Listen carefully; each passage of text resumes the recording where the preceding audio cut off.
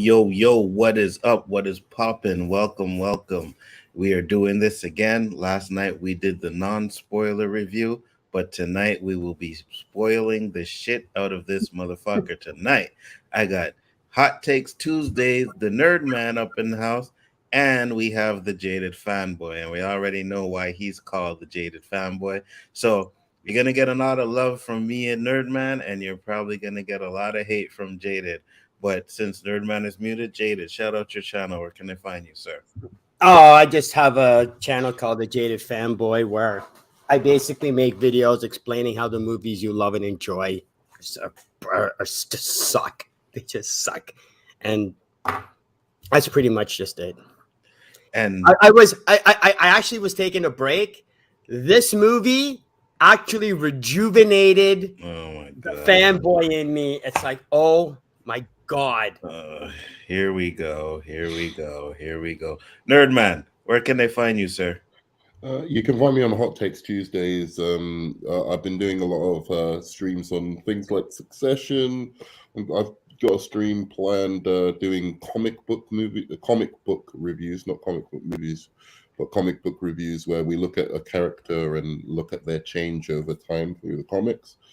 And also we're going to be looking at like certain cases of cancellation of like celebrities and stuff like that. So the next one we're going to look at is Arnie Hammer.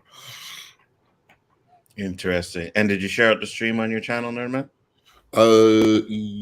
That's what I was saying. I don't know how to do that. Well, you don't see the little share stream on the top of your StreamYard? Yeah, it's in blue. It says stream this to your audience. Yeah. You just click on that. On your screen, on the screen I'm looking at now? Aha. Yeah, yes. on my I can see it on my screen. It's on the upper right-hand side. Yeah. Yep. Right above the word private chat. Give me a second and I will do that. Thank you very much, sir. Not a problem. So, you know what? While Nerdman does that, let me get Jaded's initial thoughts on this movie. Jaded, what are your initial thoughts on the movie? You know, it was interesting. Before I saw the movie, I figured the worst I was going to say about this movie was it doesn't deserve a theatrical release. It's not that the first movie wasn't good. It was fine enough, right? I just don't think the Miles Morales Spider-Man movies no more deserve a theatrical release than the Injustice movie, because there's a dozen DC movies, animated movies. They never got a theatrical release, and I just don't think this movie deserves a theatrical release. It should be like, not free or on a streaming, but actually purchase it. But this movie was just, it pissed me off. I was getting pissed at this movie, and it was great because I thought I was done. I figured I don't care anymore. But this movie found the sliver of fanboy hidden in the Jaded and pissed the hell out of that fanboy. Yeah, I was not happy with this movie at all. So can I hear it now? Some trash takes coming in. Yeah. I feel you, Arkham. 100%. It said, "Damn, I wish I could tune in, but I don't want to be spoiled." Phase. Yeah, I feel you, man. And if you don't want to be spoiled, then definitely, you want to skip this one. Oh, is that from my stream, right? That's why it's got the clips. Yeah. Cool. Because we are definitely going to be spoiling this movie. So, Arkham, if you're around, I don't know if you're around right now, but I guess you could jump in. No. Yeah, no problem. Yeah. Sorry, we're both co-hosting. So do you want to know what I thought? Yeah, go ahead. I really like the Miles character.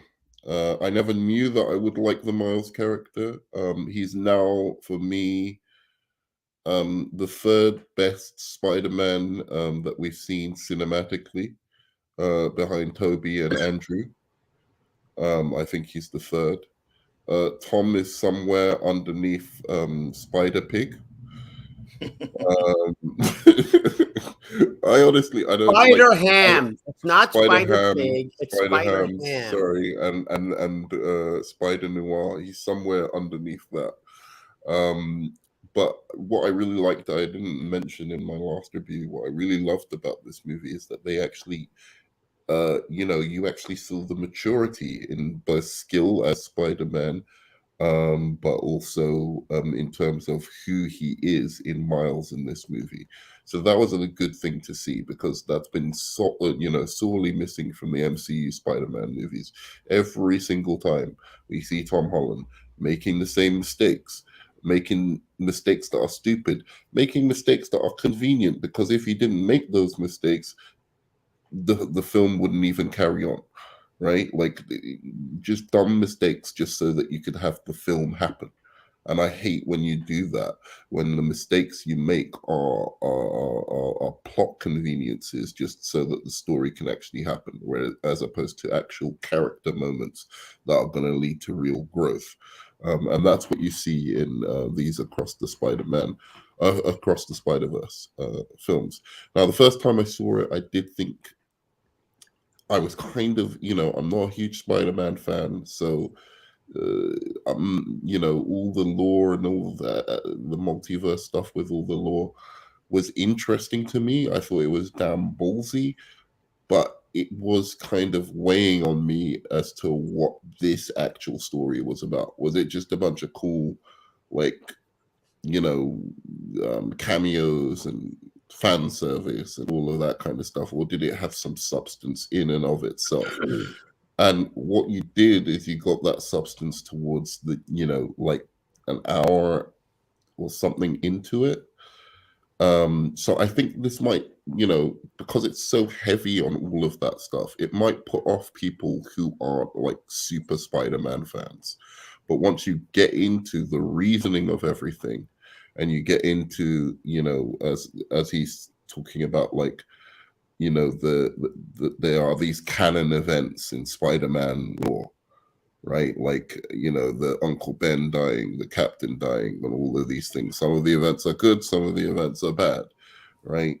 Once you get into that stuff, and you get the reason of it all, and you get the conflict at the center of this thing between, Spider-Man 2099, who's really, really good and much better antagonist than this Spot guy, and you get that conflict between him and Miles.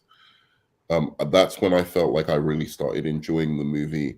And even going back, watching the movie again, it makes it breeze by a lot quicker than, the first time I watched it, where I was just like a little bit confused as to what the plot of this actual film was. So as of now, I still remain with a 7.5. I don't think it's the masterpiece everyone's talking about. I think it's top 20 comic book movies. I can easily see it in there. And I still think 20. it's top 20. And I still think it's around, I would say, my fourth favorite Spider-Man movie now. Good movie. Okay. Well, see, It's better than all the MCU movies. I can tell you that. No, Like here we those. go. No, I'm telling you, just straight up facts. No Way Home. That doesn't mean anything. No Way Home just here got we destroyed by this. Currently watching the first one for the first time. Yeah, I seen that, and I was just like, okay, watch the first one and then watch the second Yeah. one.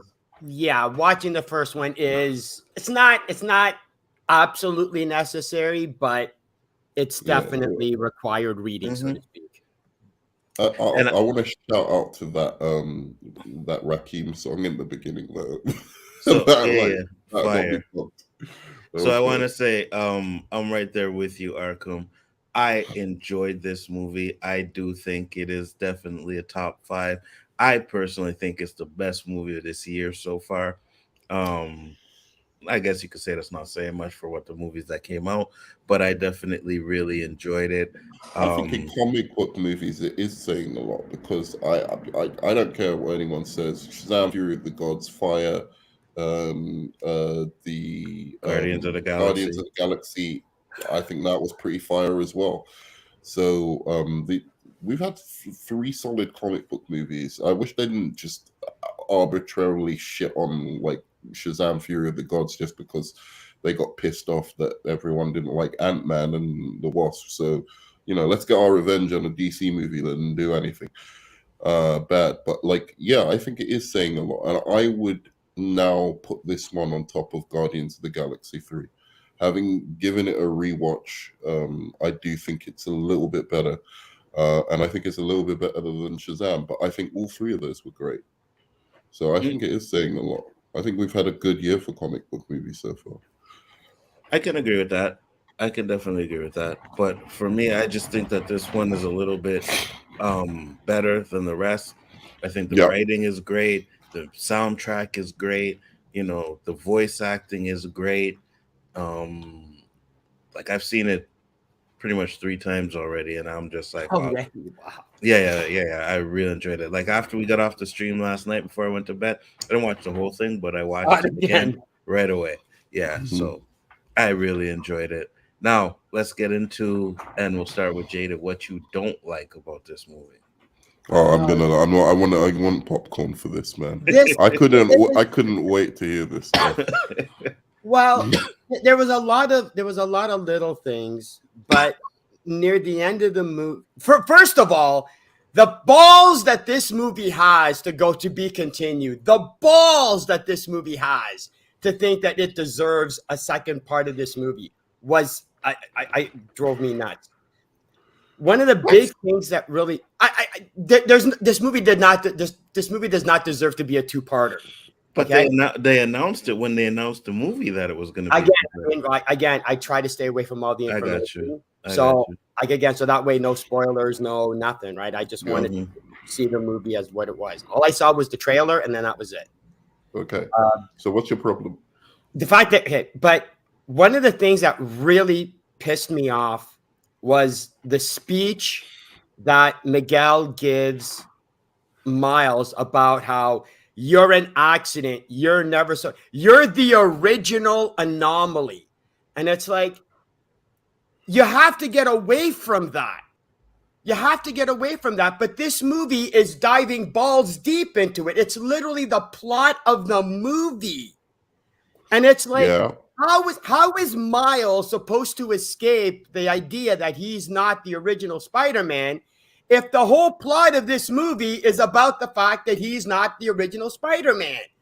It's like, for the love of God, I'm not a big Miles Morales fan. I'm not a big fan of the character, but like I'm watching the movie and I'm going, this is an interesting movie. This is an interesting Miles Morales movie because I'm seeing Gwen Stacy. And it's like, when is the movie actually going to be talking about Miles Morales? It isn't until 20 minutes into the movie where we finally get to Miles. And it's like, I was a bit confused about that. I mentioned that. I go, are you seriously going to be having Gwen and Miles share screen time? Like this was barely a Miles Morales movie. You see, I 100% disagree with that. Really? Because I'll say this, and I said this last night.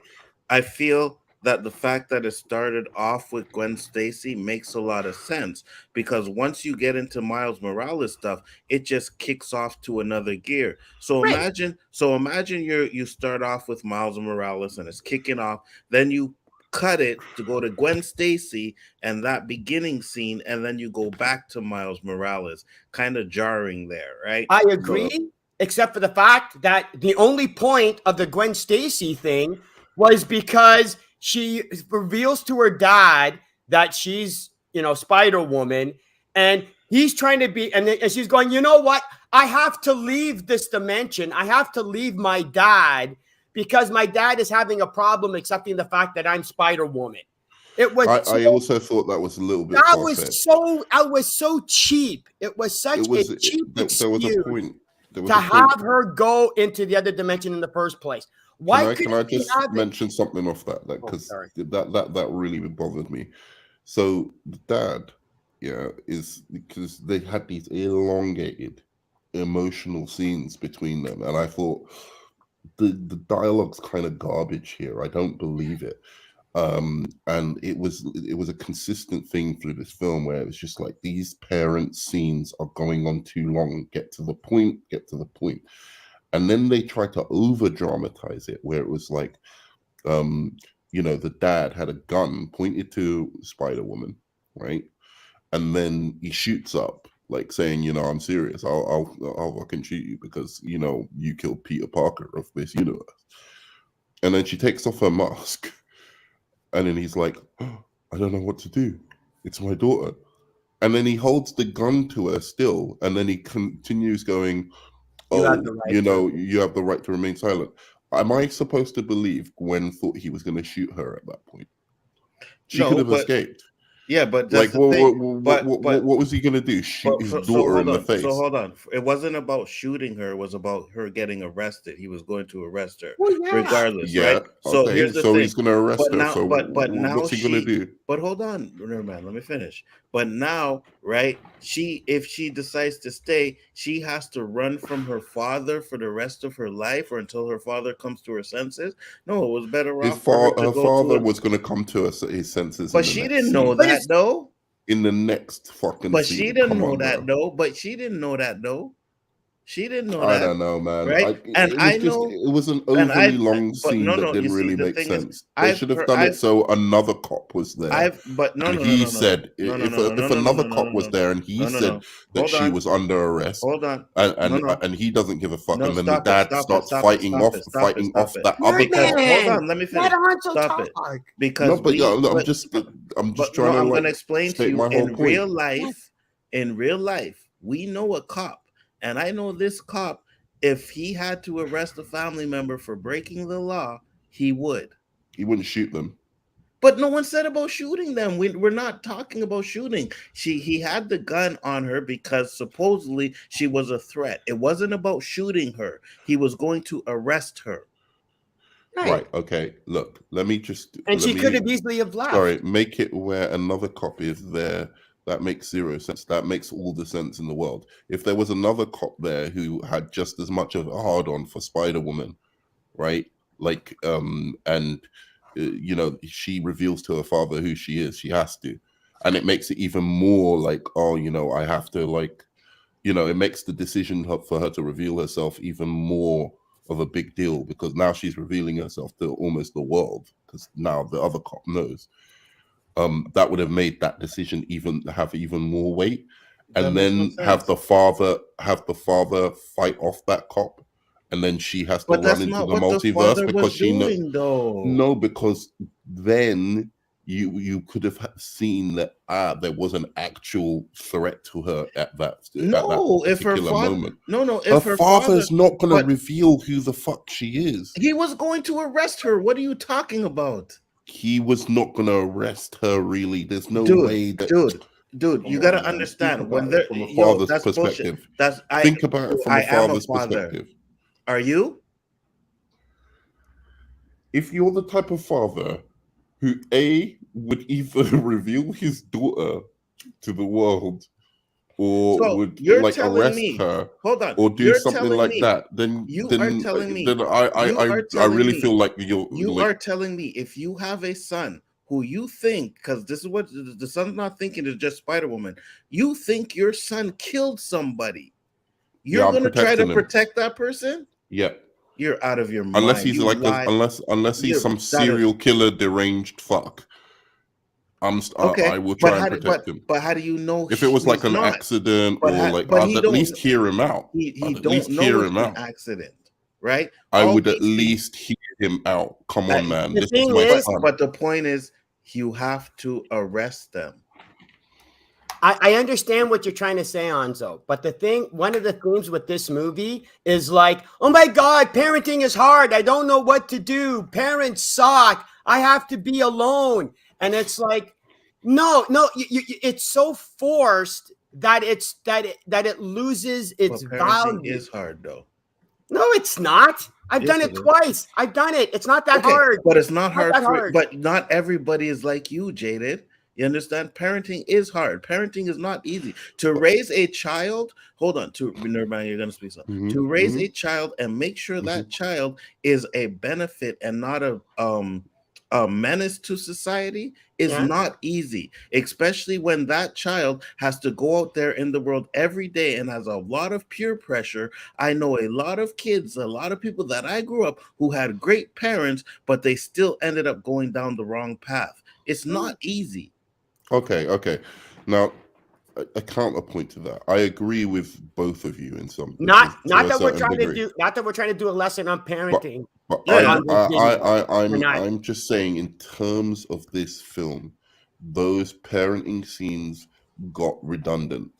There was I another have to scene say that with this, because remember, this film, it seemed long because it took so long to get to this point of like I'm wondering, when are we going to see the other Spider-Man? And it's like, oh look, there's 20 minutes left in the movie. Now we finally get there. Yeah, exactly.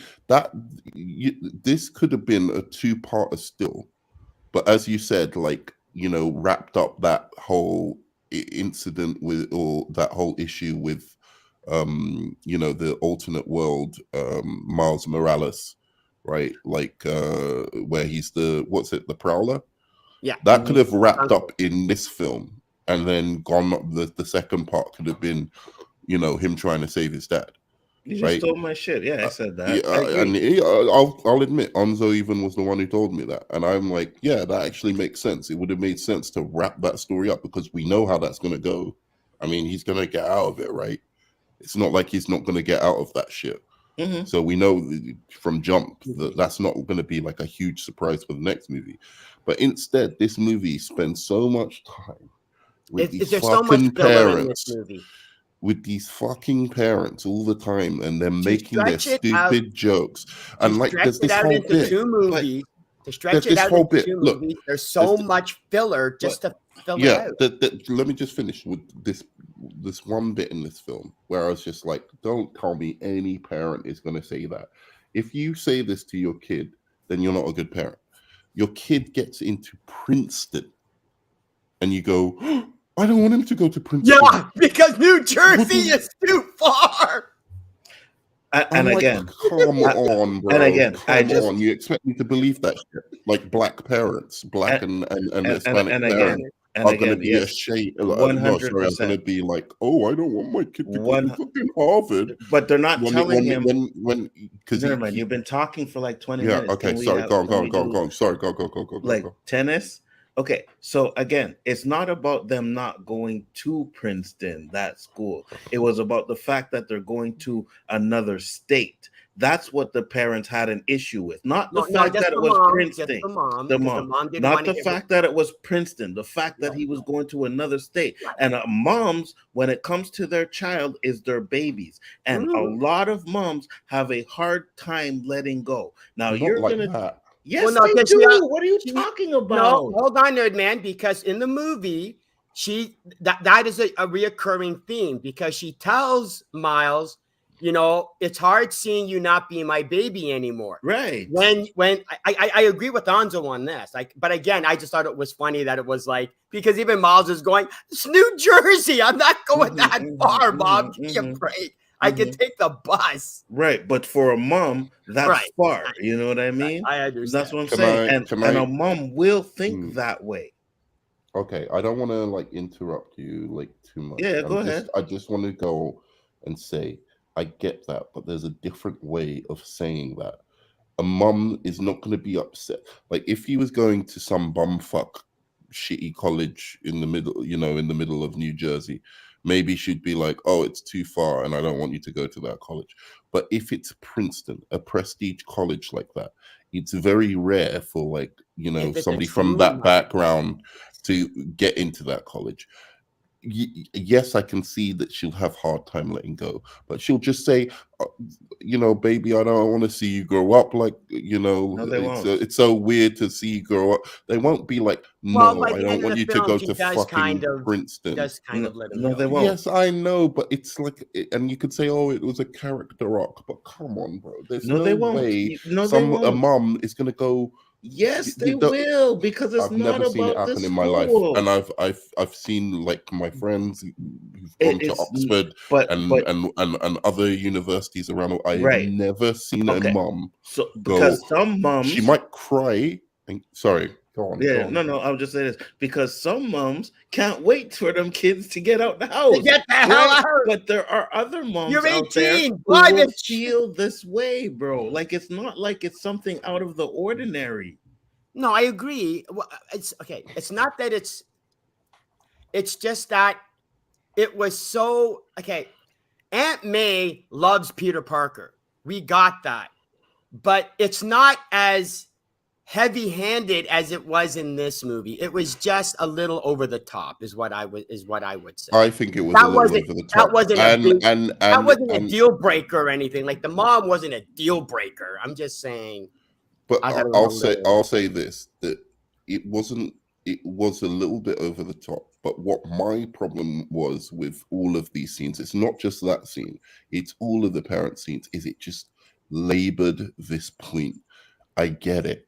She'll miss Miles. There's a problem with, the fact that he's got secrets, and they know he's got secrets, but they don't want to like push him too much, and blah blah blah blah blah. And the same thing with what's her name's dad or Gwen. whatever.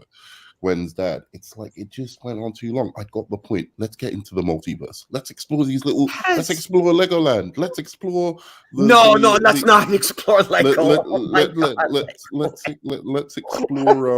What's it called? The one that I wanted to see was this Leonardo da Vinci land, right? You know what's the funny, vulture! though? Oh my God, I hate the vulture. Yeah, hold on, Jada, before we get into that. You know what's funny though, right? Because if this was a DC movie, Nerdman would be talking about, oh my God, it was so fleshed out, it was so hold good. on. We got the parents, this and that. If But it was a DC movie, yeah, reverse these two 100%. 100%. It would be like, oh my God, that was so great. It was this and that. You know what I mean? I love the way they fleshed out the parents and this and that. 100%. But now it's like, oh, and then I'm gonna let you we'll say, spit this well, blasphemy. yeah. Let me finish. Because you would cut all of that out, and then you would get into the multiverse stuff and the action, and you'd be like, man, this movie had really no character development. All it was flashy action, MCU garbage. And all the damn jokes. You know what I mean? Like, that's exactly what you would have been saying, bro. Okay. You know what? I'm gonna let me respond to that, because this is absolutely Just quick. You know what? Speaking of that, in Wonder Woman movie, Queen Hippolyta was just laying it on thick. We got it, Queen Hippolyta. Can we just get Diana off the island? We get it. Mm-hmm. There you go. But wait a second. That was not like a I'm significant just part kidding, of the movie. and I'm kidding. That literally wasn't a significant part of the I movie. know. I know. Yeah. There's a balance to be made. In fact, I would have liked Queen Hippolyta to have a little bit more. You see? Time. You see? No, but there's a balance. No, there's a balance. There's a balance to be made. There's a balance to be made. One, I feel like it needs to be realistic. Two, all the jokes aren't like necessarily like packing it full of jokes and whatever, like to somehow, ingratiate you to the mother and father. Like, I wasn't feeling all those supposedly humorous bits between them. I think they made the dad of Miles in this way too goofy for my liking. Secondly, I'm not against this movie because it's Marvel. I'm against the MCU. I like non-MCU Marvel movies, so I don't know where you're coming from with that. Like thinking that this is an anti-Marvel thing. It's just a critique of the movie. No, it's a critique of the movie. What Anzo was saying is that you give DC movies leeway that you don't give MCU movies. Mm-hmm. I don't give either of them any leeway, so there's a difference. Mm-hmm. Yeah, 100%. But this isn't an MCU movie, so Shazam shit. Oh, the family development in the Shazam movie. Oh my God, so family development in that. Blah, blah, blah, blah. You loved all that shit. That wasn't good. But that was because what they were saying felt genuine. It did. did not. It felt You have genuine Darla. to You the have Darla going, character. I have a plan. I go, you're 12 years old. What's the plan? You What's know? the plan, I'm not Darla? talking. And I'm not, nobody questions dude. Darla. Nobody questioned the youngest member of the team of the family. Hey, here's an idea. Okay, he's gonna go What's on your and on plan, and on. Darla? The movie, Okay, but the go on. movie can't have Darla explain her plan because if Darla goes, "Oh, my plan is to give the unicorn Skittles," they'd be going, "What are you, stupid?" For real. Okay, so first of all, that's not what I'm talking about. I'm talking Oh. about the emotional moments between the families. So, like, not to do with the superheroing stuff, just their stuff in terms of their relationships Every together. parent loves their kid. And for me, the stuff in Shazam 1 and 2, every single beat to do with Billy's relationship with his mom, Billy's relationship with the foster parents, Billy's relationship with what's his name, Freddie Freeman, all of that rung true to what that character was going through, right? And where that character came from.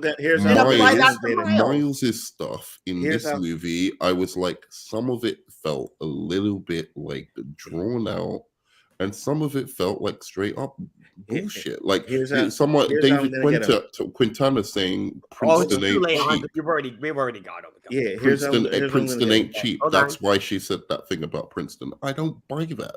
Any black or Latino mother whose son is from, like, you know, are you racial profiling? Are you racially profiling? They're not wealthy, and you know that he went to he went to a good school, but whatever.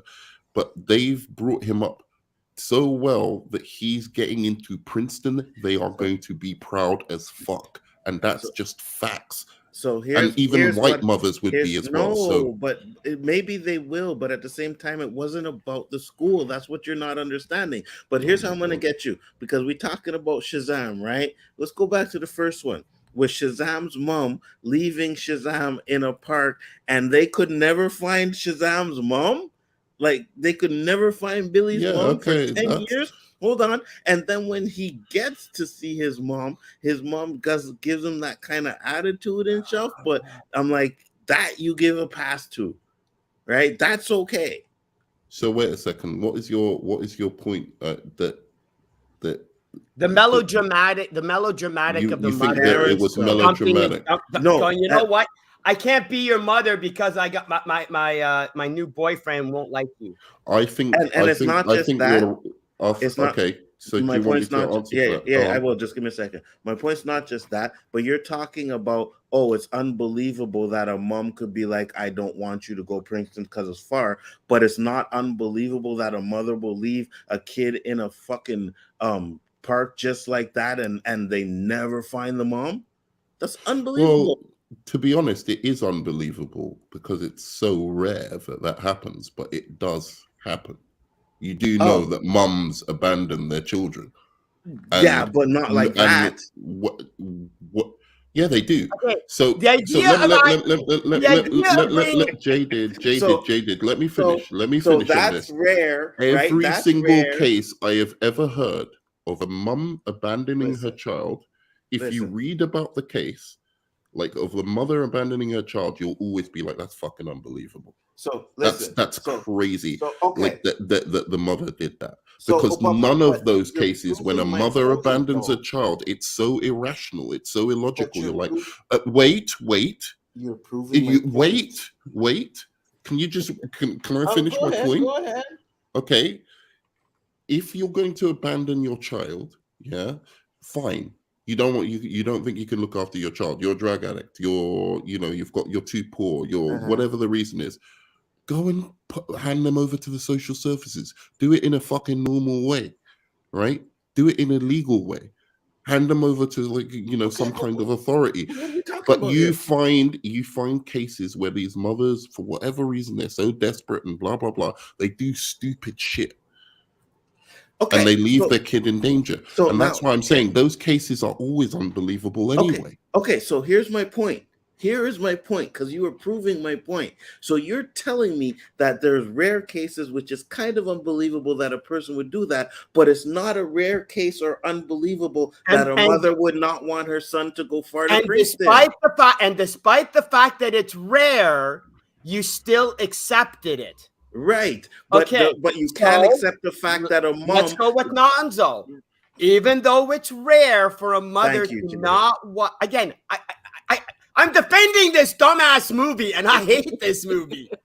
So wait, sorry.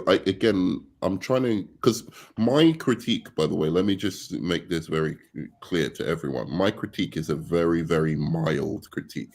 This movie, I'm not like saying, oh, this ruined the movie or this ruined I just wish they had have got through all of that stuff faster, because it would have been, I think, a better movie for it. And it's just like those bits were the least entertaining to me.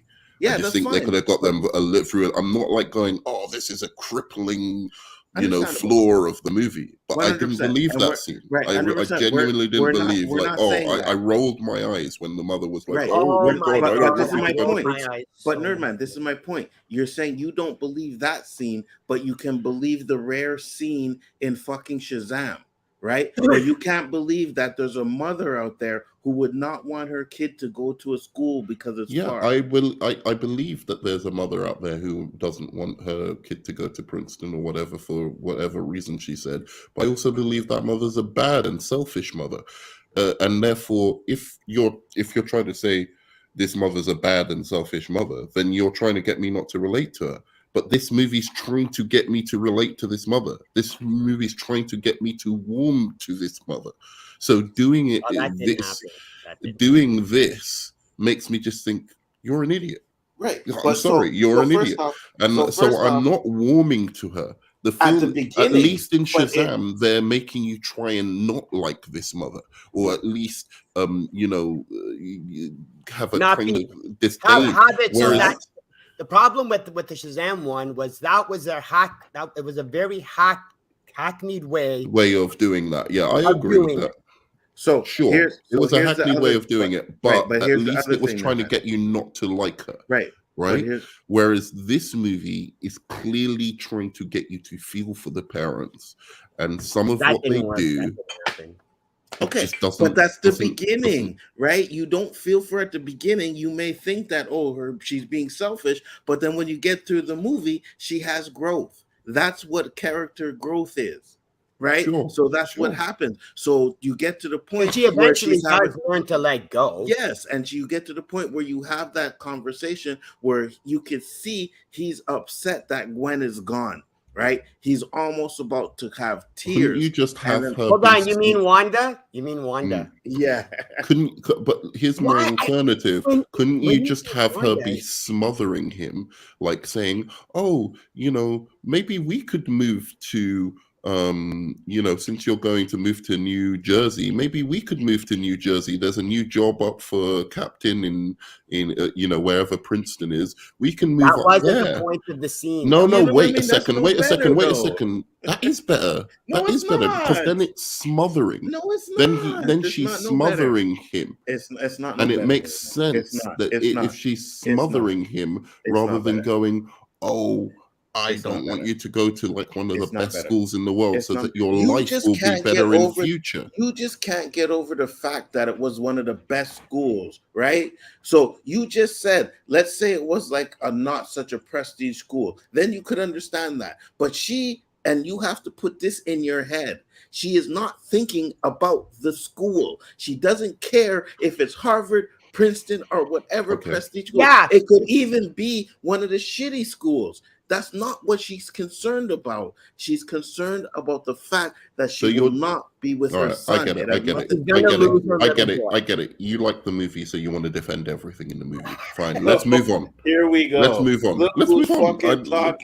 And don't forget, ladies and gentlemen, he liked the movie too. Don't forget. I'm the one that hated the movie. And he's just there defending this fucking crappy ass Shazam movie, but now he's telling me I like the movie, so I'm defending it. No, I am trying to. You're going to defend everything I don't defend everything in Shazam: Fury of the Gods. I But do you agreed with can't? you on certain things. Yeah, but you can't because it's garbage.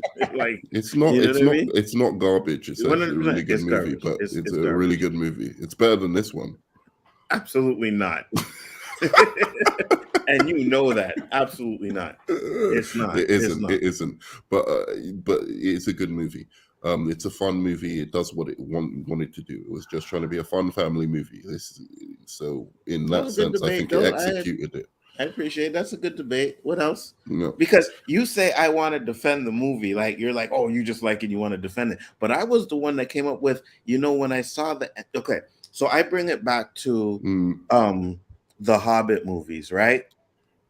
In the second Hobbit movie, it ends with Smaug going to the other The town to Village of destroy Men. it, right? The Village of To Men. destroy it, right? And then when you get to the next movie, you have about 30 minutes at the beginning where they're trying to kill Smaug, and then after they do that, it gets into what the third movie is supposed to be. It kind of feels like two different movies. And that's what I think is going to happen with the third one, right? Really? Yeah, I think you should have just ended it like that whole Miles Morales scene. You should have ended it. And then the third one should have Hold on, just been which about. one though? What do you mean? Okay, there's the first one where the Miles from Universe 42 or Yeah. Earth 42 Yeah, they should have ended revealed that. himself. Yeah, they But should have ended that. okay, because then you got the scene with the various ones, and Gwen says want to join the band or want to join the team. But then after that, you get that 5-second clip where you see Miles start to use electricity on the chains. Right. So that's what I'm saying. It should have ended that. Right. They Okay. should have ended that. And then it should have ended with her getting the team together to help Miles. That get should be rid the of start Spot. of the first. That should be Yeah. the start of the third movie. What do you mean, Jack Lord? Do you think there's stuff Nerdman's parents say to them? Thank God he does not remember that. My mum wants me to remember her torturing me. What are you talking about? Yeah. So you guys remember the cartoons? I don't. Give us more context to that, and then maybe we can answer back. I remember my grandparents have a TV and VCR, so they taped them. what they did to them. Oh, okay. But so going back to the film again, for the most part, I really like the movie. Now, one of the things I'm interested in talking about in IMAX, right? When I was watching this film, I loved every single frame of the film. I thought every single frame could be taken out as a still in a comic book, and I really like that. Mm-hmm. But there were parts where especially in the beginning, and it was tiring my eyes just trying to put all of this visual overload together, where every single frame changed the arts, not the art style, but like the painting it was, right? Mm-hmm. It didn't, there wasn't a kind of continuity there. And I was just like, some of this is really unnecessary and distracting. Like I know people said that about the first movie, but I didn't get that from the first movie. I thought the continuity between the different frames of the movie were absolutely, consistent. This one, there were points where, especially when it was Gwen Stacy talking to her dad, very all of pastels, that stuff. Very pastels. That was very light colored. That kind of seemed weird to me. Yeah, it wasn't a deal breaker. His face kept changing, all of that kind of stuff. And I was just like, I don't know if this is, I think they're overdoing it a bit. It doesn't seem necessary in this scene, whereas it seemed necessary in some of the multiverse scenes where they're in going through different universes and there's different characters from different universes interacting in the same universe. Then it would have seemed necessary, but certain scenes I'm just like, this is going overboard. So that kind of was distracting to me. I wanted to mention that, and then I was going to mention Spot, but we can talk about that after you told me what you think of that. Any thoughts on that, or should we move on to Spot? For me, what really got me, I hate Ben Reilly's character. I hate the whole Clone Saga storyline. All right. Ben Reilly was my favorite character in this movie. I love the art. I love the art for the character.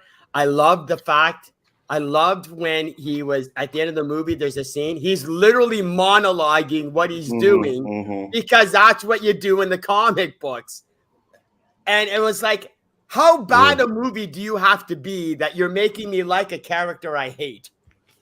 Wow. Wait a second. Isn't that a good thing? No, because I hate the character, but because the movie was so bad, I had to latch onto something. And the only thing I could latch onto was Ben Reilly. I don't get that because you like a character that you hate in the comics. That makes the movie bad. Doesn't that make it good that it made you like the character? So bad, a character that should have been a throwaway character, a character that I should have. There should have been a dozen characters that I should have liked in this movie. I didn't like any of them. I didn't like anybody. I didn't like anybody. Can I say one thing? Because I want to understand this. Why was he acting like that? Because I didn't get that. That was total inside baseball. It was, it was inside baseball. It was inside baseball. That was the whole point. It was the whole brooding. It was the whole brooding thing that he did that was really annoying. It was like an Easter egg, so to speak.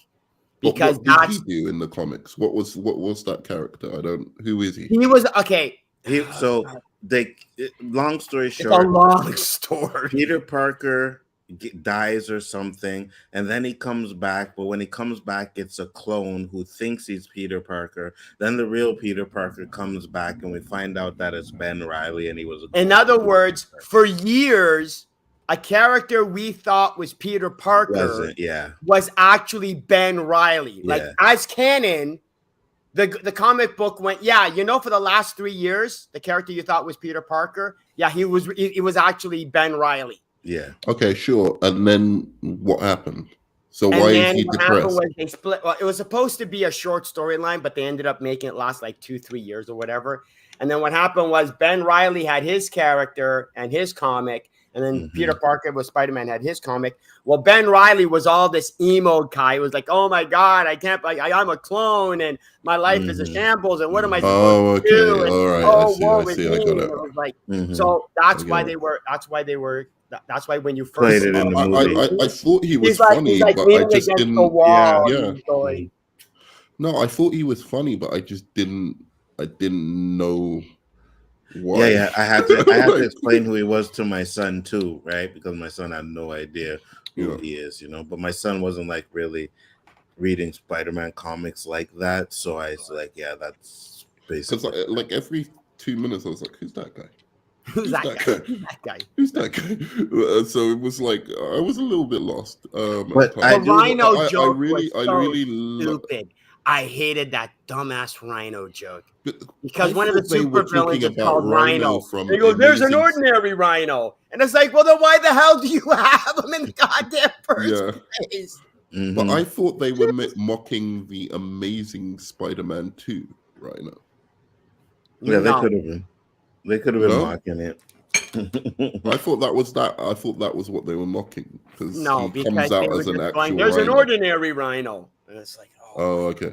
But the what was I going to say? I loved when they did the new Spider-Man from the animated show, and it was actually him, like the new one that's really popular. Right, from the animated show. In the 1960s. But they didn't do. Correct me if I'm wrong. They didn't do 1960s Spider-Man, which was I think they could have done the 1960s one. Yeah, that. TV yeah, they show. did. They had a scene with him. They had him. Yeah. That's awesome. I missed it. I missed it too. He swings in on the rope. And because the animation is so slow, he goes, I missed them. Yeah, and flies right past. Yeah, shut up. That is funny. That's funny. I actually missed that, but it was funny when I seen it. I was like, that is funny. Because the reason I saw it the reason I caught it when I saw it, Nzo, is because I was actively looking for that. I go, you better have the 1960 Spider-Man in this And movie. did they have one last one? Because maybe I missed this one as well. Did they have the 90s Spider-Man? Because he should have at least had a little voiceover as well. He was very I don't think popular. he had a voiceover though. No, I think he was there because there's a Spider-Man that's in the chair talking about Ben died. I think that's him. Oh, well, I think when Miguel goes get Spider-Man, and there's the three Spider-Man that pointed to each other. Mm-hmm. I think I have to go see it again, but I think one of those Spider-Man is the Spider-Man from Amazing Spider-Man and his friends with Iceman and Firestar. Yeah, it could be. Yeah, no, I think that one was that one, but they didn't think have that- the 90s one, you know, Spider-Man, I didn't. that one from that show. Yeah. So, can I talk about my last thing because I love the music, I love like the story towards the end, I love the ambition of the movie, all of that kind of stuff. But the last thing that it bothered me to no end was this Spot character. I was just like, look, I get it.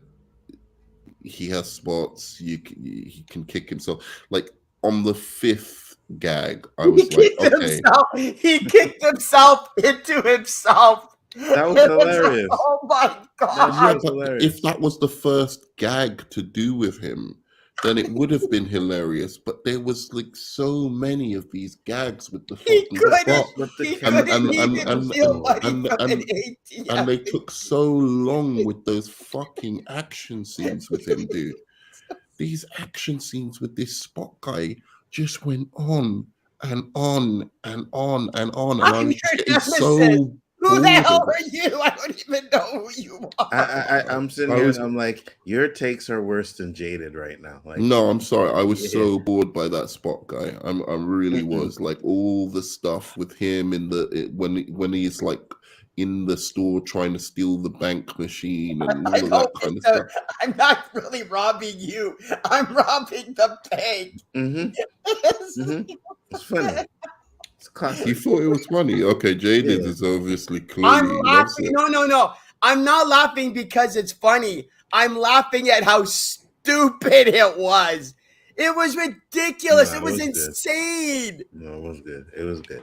Now, all the jokes didn't hit. I will say that, but it was funny, and absolutely. But Nerdman will get into this too because he actually doesn't think it's a kids movie. No, I don't agree. Saying it's a kids movie is a cop out to justify the stupid. I'm sorry. Yeah, but that's no. I don't even. I don't think kids can sit through this. I really don't. I think that like a 5 to 10-year-old who this is not for doesn't know that much about Spider-Man or whatever. I think they might get like a little bit fidgety watching this. Honestly, I feel like the audience for this, and luckily, seizure. Maybe as well, and they might not even have epilepsy. We'll see because I know Danny's taking his kids to see it. So yeah, I'll say this. I'm not saying every kid, you know what I'm saying, but like. I think a lot of kids and a lot of families are going to sit down and watch this, especially after the first one. That first one set a very different tone. If I still had a 5 to 10-year-old child, I go clean up your room, or we're going to go see Spider-Man Across the Spiderverse. I would be using this movie as a punishment. Why? Because I hated this movie. It was pathetic. Yeah, but I don't think your kid will see it as exactly. Exactly. No, because I won't shut up the entire movie. I feel like this is an animation aimed towards adults, like aimed towards. I would say people from like 13 upwards. But the first one was a kids movie, right? We can all agree on that, right? Like the first one was straight up a kids movie. It had some moments. I won't even say 13 because I know Donnie's kids ain't 13 and he's taking them and they want to see it. So yeah, but they want to see it. But I'm saying but most kids will want to see it. They want to see it, but will they want to see it again? That's my point. Because it's about repeat viewing, right? And again, it's Will they also want to they see might it want to see again? it, but that doesn't mean they're gonna like it. Oh no, they'll like it. Oh, no, like Yeah, kids usually like most of these things, man. The kids will like it, guaranteed. Yeah, maybe kids Hey, a if little bit more. if the Super Mario Brothers movie can make over $1 billion, then why the hell not? Well, look, the Super Mario Brothers $1 billion. movie was very linear. You understood like what was going on for the first hour. I don't think, given I didn't know what the fuck was going on for the first hour. Yeah, because That a you're I didn't know who 5-year-old the hell Wanda was. Jaded, is it just am I going crazy? Did you know what the reason for this movie was for the first hour and a half until he actually reveals, the whole No, stuff because about it was just the first hour was to introduce Spot as the main villain, but then halfway through the movie, it's like, yeah, we're gonna forget about Spot because now we have to focus on something else. But you guys are acting like Spot was like a major part of the. You see, He is. Hold on, this is the thing. he is. Hold on, he was the setup, right? He's going to be a major part in the second one. But just like you're talking about how all the parent stuff was drawn out, and the parent stuff was not longer than like fucking 3 minutes in each time. So it's not that long. It's just the fact that you didn't feel it, right? Because when I seen this movie, and even my kid, because I knew there was another one coming, right? And I can tell you straight up that most of the people that were in the theater didn't know that there was another one coming, right? So when it ended, they were like, "What?" And my son was like, "What?" And I was like, "Yeah, there's another one." And he was like, "Oh man," because they could have went another 30 minutes, and I would have enjoyed it. Like he did not want the movie to end. Yeah, sure. So, I'm not saying because he wanted the movie to actually start. No. But what I'm saying is, it didn't feel long to him. Oh, that's what I'm saying. Okay, Nerdman said it felt long, but it didn't feel long to us. I'm saying now I know what happens. It improves the movie, but it was very like I'm telling you, the first hour and a half was very dense. There was all this traveling through multiverses, which is cool. I think kids will like that. Like seeing all the Lego world and all of that kind of stuff. Second clip of them going to exactly. But for the most part, it was all this parental discussion. It was all this stuff with the Spot guy, which was just like. It was trying to make it. The whole thing with the parental thing was they're trying to make it so that Miles wants to separate himself from his parents, and it's like it doesn't. Again, it's like you have Hobie going. You have great. He goes to Hobie. I have great parents. They want the best for me. They love me, and he's acting like that. Like this is some burden on him, and it's like it doesn't work, guys. You don't get to go. I have loving parents who want the best for me, and act like it's this weight on your shoulder. But some kids will. Then I'll get to it again. Some kids will think it is a burden, and they're like, because they think because a lot of kids think they're adults, right? Not even if they're just spoiled. Just a lot of kids at that age think they're adults and they can do whatever they want. But now you have a parent or your parents who are telling you no, this and that. Absolutely, 100%. There are some kids that will think it. Sure, I agree with that. I'm not that bit I found realistic. That is not. I got it. You know what I mean? I got it quite early on that was how he felt, and it just kept going on and on with the parents. But in any case, I didn't know what this movie was about for the first hour and a half, other than just traveling around these multiverses and I didn't really. Yeah, it was literally an hour and a half. It was literally an hour and a half of setup. That's all it was. Hour and a half of setup. The actual inciting incident in this movie, which is what makes the character go on the have a reversal and go to something else, or sorry, let me just explain that properly.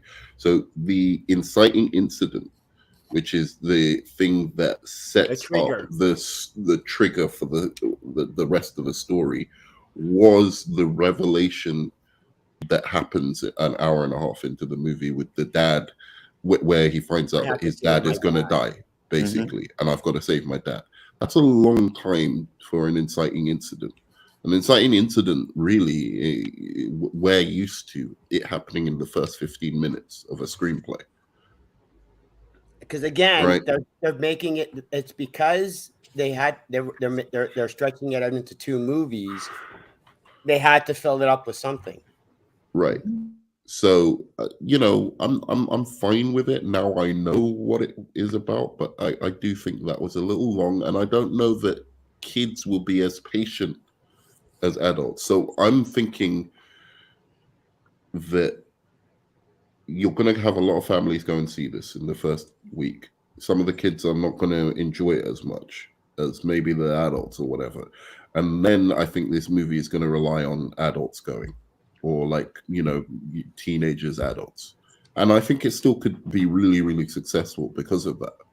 I think you're going to have a lot of repeat viewing from that kind of quadrant. But I don't know that they're going to keep the family audience that the first movie probably, enticed. I don't know. I kind of disagree with that. We'll see. We'll see. I wouldn't be surprised if kids love it as well. I mean, kids are smart, but like kids are not smart. Well, they're smarter than Nerdman is giving them credit for right now. At least we can agree on that. You know what I mean? Nerdman's thinking that the kids are just gonna go in there and they're like, "Oh, I think they're gonna be confused." These are the same kids. It's like the same kids that went to go. Here's the thing, though, Nzo. These are the same kids that went to go see the Mario Brothers movie more than once. Mm-hmm. But look, that was a dumbass movie. I think if you sat a kid down and to watch everything, everywhere, all at once, they'd have the same problem. It would be like, "What is this movie getting at? What is it?" But that's what I'm saying about this movie. No, that's the only reason it's a kid's movie is because it's Spider-Man. No, totally the reason it's a kid's movie is because the central character is 15 years old. Sure, but the central character of Donnie once. Darko is 15 years old. That's like, not a kid's movie. I understand your comparison to Everything Everywhere All at Once, but at the same time, it's nothing like that movie, though. It is like that. No, it's not. No, it's not. It is. No, it's not. No, it it's really not. is. It's it nothing really like is. that movie. Absolutely really not. Absolutely. That movie had so much different layers to it, right? Because you have them going through. Oh, I hated that movie. Don't look at me for defense. I hated that movie. No, I'm not saying for that, but I'm just saying the difference, right? Oh, no, there's so much more confusing stuff in that movie than there ever is in this one. And kids will not understand that movie for sure, but they can have a better understanding of this movie than okay. The issue is, why is this movie happening? And they don't get to that they don't get to the why of the movie happening until an hour and a half into the movie. And that's what I'm saying is that's the long drawn out kids part. Are not going to be sitting there saying, well, why is this movie happening? Like, what are we talking about here, nerd?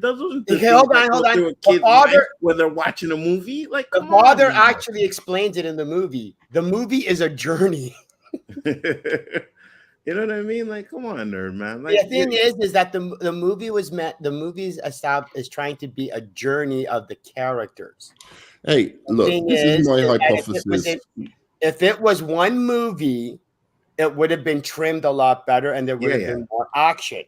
The thing is that because it's 2 movies for money reasons, same reason, Fast X is 3 movies as opposed to just 1. They didn't have to make it 2 movies, but they wanted to make it 2 movies. Okay, so let me give you an example. You see the action scene in this new India that went on for like 30 minutes or whatever, however long it went on for like 15, 20 minutes. The chase scene. Where they're running around this new India place, like Mumbai, York, or something. I don't know what it was called. Oh, okay. Like, that whole scene meant nothing to me the first time I watched it. Yeah, it meant nothing because I was like, I don't know what the stakes are, what the point is, other than to capture the Spot character. Is that Is that the whole thing of this? The whole point. Whereas now when I watch that scene, it has so much more weight to it because now I know why they don't want Miles to save the captain, right? I know all of those elements, so it makes it make more sense on second viewing, which is good. I'm not saying that's a bad thing, but I'm just saying on first viewing, people might check out. No, because we're talking about kids here. That's not gonna make them check out. That, like, you know what I mean? Okay, You're sitting there. You're sitting there because, and we're doing this in YouTube and whatever. We analyze these movies like left and right, this and that. These kids do not go into these movies thinking about the writing. Hey, hold on. You know what I mean? The adults don't go into these movies thinking about it. Don't say the kids. Right. And no, and I just use the writing as an example. But they're thinking about the writing. That's not my point. No, I know, Nerman. I'm just using writing as an example. I was going to say, like, the writing, we talk about cinematography and all that stuff. Kids don't go into the movie thinking that. So they're not going to go sitting into this movie thinking, oh, well, I don't understand what all of this stuff is going on for. Like, why is this happening? Why are we? These kids are not going to be thinking that. We're thinking that because we're adults. No, you just have to make the story very, very basic for kids so that they can follow on with, like a Shazam movie. Pretty much. A Shazam movie. Exactly. Yeah, be incredibly basic and very simplistic, and don't question anything.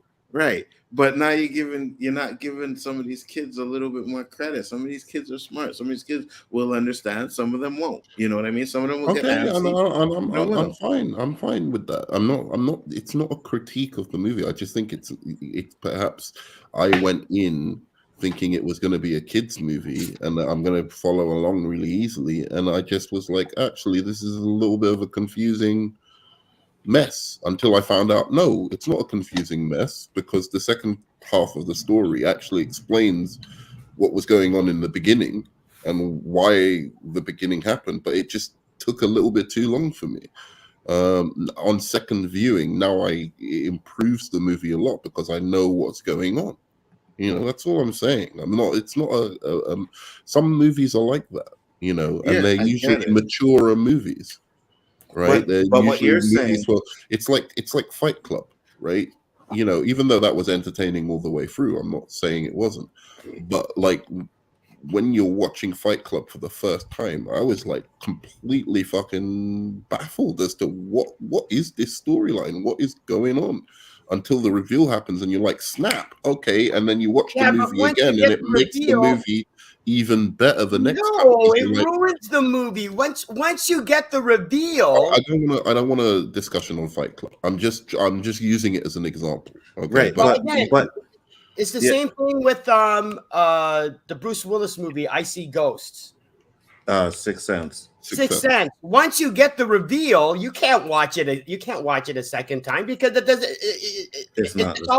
it's spoiled.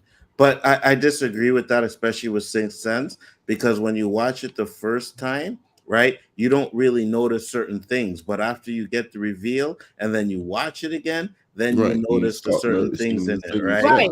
So, but again, the reveal is play. You know it. There's right. No. Once you know the reveal, it's like, oh, okay, then. Yeah. What up, Andrea? But here's what I'm saying though, because Nerdman, I get what you're saying about you and this and that. But what you're saying is that you think because you had that kind of thing that there are kids out there. Doesn't mean everyone is going to have the same problem. Right. Yeah. No, you're saying that the kids will not understand it or have that problem, and that's we'll find out what the box office. We'll find out. That's what I'm saying. We'll find out. It's a hypothesis.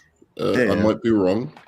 But I'm going back to see it again. So. I'm expecting a box office, but I'm not expecting nothing great because the first one didn't do that great in the box office either. I think this one will do better. I think it'll do better too. But the first one didn't do great in the box office. Though. But all I'm saying is the only thing that concerns me about this box office is that I don't think this is a kids movie like the first one was a kids movie. And what you might find is that more adults are going to this movie than kids. And that might be enough, you know? Yeah, I feel you. Anything else, Jada? What else did you not like? Because I guess we got all the nerd band stuff. What about you? Oh, there was the attempts at I hate to I as soon as I had thought of this when I was watching the movie, I go, I can't say this without sounding like Nerd Man. But my God, I was getting annoyed with the stupid attempts at humor. It was just so ridiculous. And I hate saying it because that's basically Nerd Man shtick. But yeah, it was. So You're not wrong. So I will definitely say that the humor, well, I'd have to go back and watch the first one because I would have to say that the humor was a little bit ramped up more, right? Yeah. But at the same time, like there's a scene where one of the Spider-Man says, "Do you think like, the Spider-Mans you're talking about the quips and stuff?" So all of that made sense for the movie though. Like Again, I'm not saying that. I'm just saying is that because there's the one line where the Peter Parker goes, Spider-Men are supposed to be funny. And it's like, no, it's not that they're supposed to be funny. It's like you're not supposed to try to make them funny. It's he uses the quips to like that's part of his character. And it was just So they're supposed to be funny. Yeah, they're supposed to be funny. And it's like, no, they're not supposed to be funny. No, they are. They are supposed to be funny though. But not funny the way this movie's doing. Like when he's fighting a supervillain, he'll make quips. He'll make smart ass remarks. Yeah. I got that.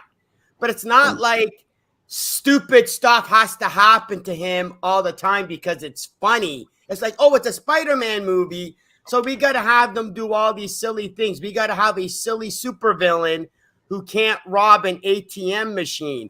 We have it's just there's funny and then there's silly. Yeah, but I think the Spot character was the worst offender when it came to that aspect of the comedy. This kind of slapstick comedy all the way, like in the beginning, and I was just like, it's getting so. I was like so over it. I just wanted to know what the story was. Okay, So I can kind of, well, I didn't have a problem with the Spot humor stuff. I didn't have a problem with it. But at the same time, again, we got to remember, like we said, this is a kids movie. Again, for that type of silliness, it's for. It's like there were like it's like with the Disney movies. They'll always throw in a joke or two that the kids won't get. But the adults get it because it's the double entendre. Yeah. So that's what this movie did. It's like, okay, we're going to do the silly stuff for the kids, but at the same time, we're also going to have like the quips and stuff like that. For me, it was just. So let me just say that. Go. No, you first. Go ahead, Norman. I was going to say the humor of the, like, say, for instance, Spider-Punk. That was the humor I enjoyed. I thought, and that was the humor that I saw in the first movie, like with the noir character, Spider Noir, and stuff like that. That the first movie was more consistently that kind of humor, and that I enjoyed. This movie had a lot of like all this slapsticky stuff that it just didn't quite work as in the same way as the first movie. I thought the first movie was a funnier movie. It didn't go over the top. And it didn't labor these kind of jokes for like so long. But the other thing about this movie. But wait, let Nzo should speak now. Yeah, hold on. I just wanted to say, because I'll forget. But Jada, when he was talking about Spider-Man, like we're supposed to be funny, I don't think he meant it in the way that you mean it. Like, you know what I mean? Oh. I don't think he meant as the slapstick funny. I just think as the quip kind of Spider-Man, because Miguel is just so serious because serious that's straight, moody and stuff. Right. I don't think they meant like this. I understand. Yeah. The other thing about this movie was they kept forgetting Miles's powers unless it was necessary for the movie. It's like there's that because he's fighting Spot in the beginning, never once uses his electrical powers. Because the movie can't have invisibility powers either, which you can't use it. But then you got the quick, you got the quick little clips, and then he goes up against I think it was like Armadillo or something. Just touches him once, uses the electricity, and then the armadillo's gone, and then that fight's over. He's being chased by all the Spider-Man, forgets that he can go invisible. He forgot that he can go invisible. No, he didn't. It was his plan. He did. Because the only time he goes invisible is when he's at the building. No. When he jumps out the building, he goes invisible. When he first escapes the building, he goes invisible. The reason why he didn't go invisible is because he wanted all of the Spider-Men to chase him so that he could get back into the building with none of them there. Okay, but but here's the thing. There's no way he could have known ahead of time that he was going to get all the Spider-Men and not be able to have them chase him back in the first place. What do you mean he could not know that? Of course, they were chasing him from the start. Right. But I'm saying the only reason they didn't chase him back to the building was because he ended up going on a rocket ship or whatever that thing was, and they all started falling down. And it's like, so what? They could still have chased him back. He survived the fall. So could have they. So could have them. The whole planet is full of Spider-Man. Yeah. But okay. So can I? But apparently, when he goes back to the building, it's completely empty. There's nobody there, and the only people that show up is Miguel, Gwen. Where's the other 200? Where's the other 200 Spider-Man? Oh, they're let me just interject here. Once again, you start off with a premise where I think that's a reasonable argument that he's making, that he's forgetting his powers sometimes. Like, why isn't he using invisibility against Spot? It would make sense against a character with those kind of powers. You can't have the slapstick humor. Yeah, same. Yeah, exactly. So that kind of stuff, it didn't bother me, to be honest. But like, now you say it, I'm probably going to look back at the film and go, "Oh yeah." And then you got Avatar. There's like 12 avatars, and they can't stop. Like, what exactly did Miles do to be able to override the system that he has no clue how it works, but was somehow within 10 seconds able to override a system that the girl who's in charge of it creates 12 different versions of herself to try to figure it out. No, we can't do it because we need to have Miles go back. Again, that's not true too, because she did end up figuring it out, and she was supposed to press the abort button, and she didn't do it. Yeah, and then he ends up getting sent back to planet Earth 42 because that's the spider that bit him. And it's like, why? Because it's called the Go Home Machine. It's the Go Home Machine. Wait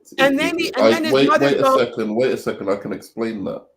So it basically sends you back to it analyzes your genetics to see which universe you should go back to, and obviously the genetics of that spider has altered his own genetics, right? So it identified the wrong place for him to go back to. They identified the place where this spider comes from for him to go back to. I want to move on to the abundance of stuff I love about this movie.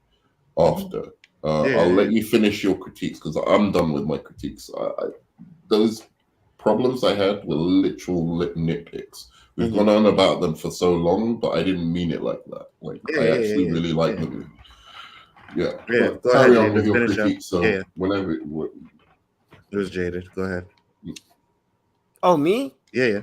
Oh, I don't know. I'm just watching stuff, and it was just pissing me off. I don't know. I'd have to go through the movie to just point out scenes. And again, the scenes that pissed me off, you'll look at and you go, no, but I enjoyed that. So it's not like, because again, it's based off of the personal viewpoints of the individual. You like the movie, you liked it. I'm not going to say that you can't like a movie. I'm just saying these are the things that bothered me, and I don't see where you're getting to hate. You hate this movie. Oh, I hated this movie because I wanted to see a Miles Morales movie, and I didn't get that. Oh, okay. I'm sorry, I did not get a Miles Morales movie. I got another team up movie. And Not it was, necessarily, but felt like we Sorry. did get a Miles Morales story. Mhm. I do understand your issue with Gwen Stacy taking up the first 20 minutes of the movie. Even I was like, wait a second, is this a like bait and switch? Is this a Gwen Stacy? Is this another like one of those things where like the anti-woke guys no, are I gonna be wasn't like, even oh, thinking what's that. up? I wasn't even thinking No, that. I was no, just going. but no, I'm talking about the anti-woke guys. I don't agree with their thing, but I was just going to say that they're going to be like, oh, see, this was supposed to be a Miles Morales movie, and they just made it Wednesday. Whatever. But I was genuinely like confused in the first 20 minutes. But as soon as it kicks into the Miles Morales I think it stays pretty focused on his journey and his confusion and his trying to figure out why they won't let him join this big spider team that he would love to join, because he feels like his parents, he can't really talk to his parents about being Spider-Man, so it's only other Spider-Men that he can really talk to about Yeah, but then Spider-Man. he He's does. like, why are my friends from the first movie, why are they abandoning me? Why are they not like coming to see me and like so that I can share my experiences as Spider-Man with them?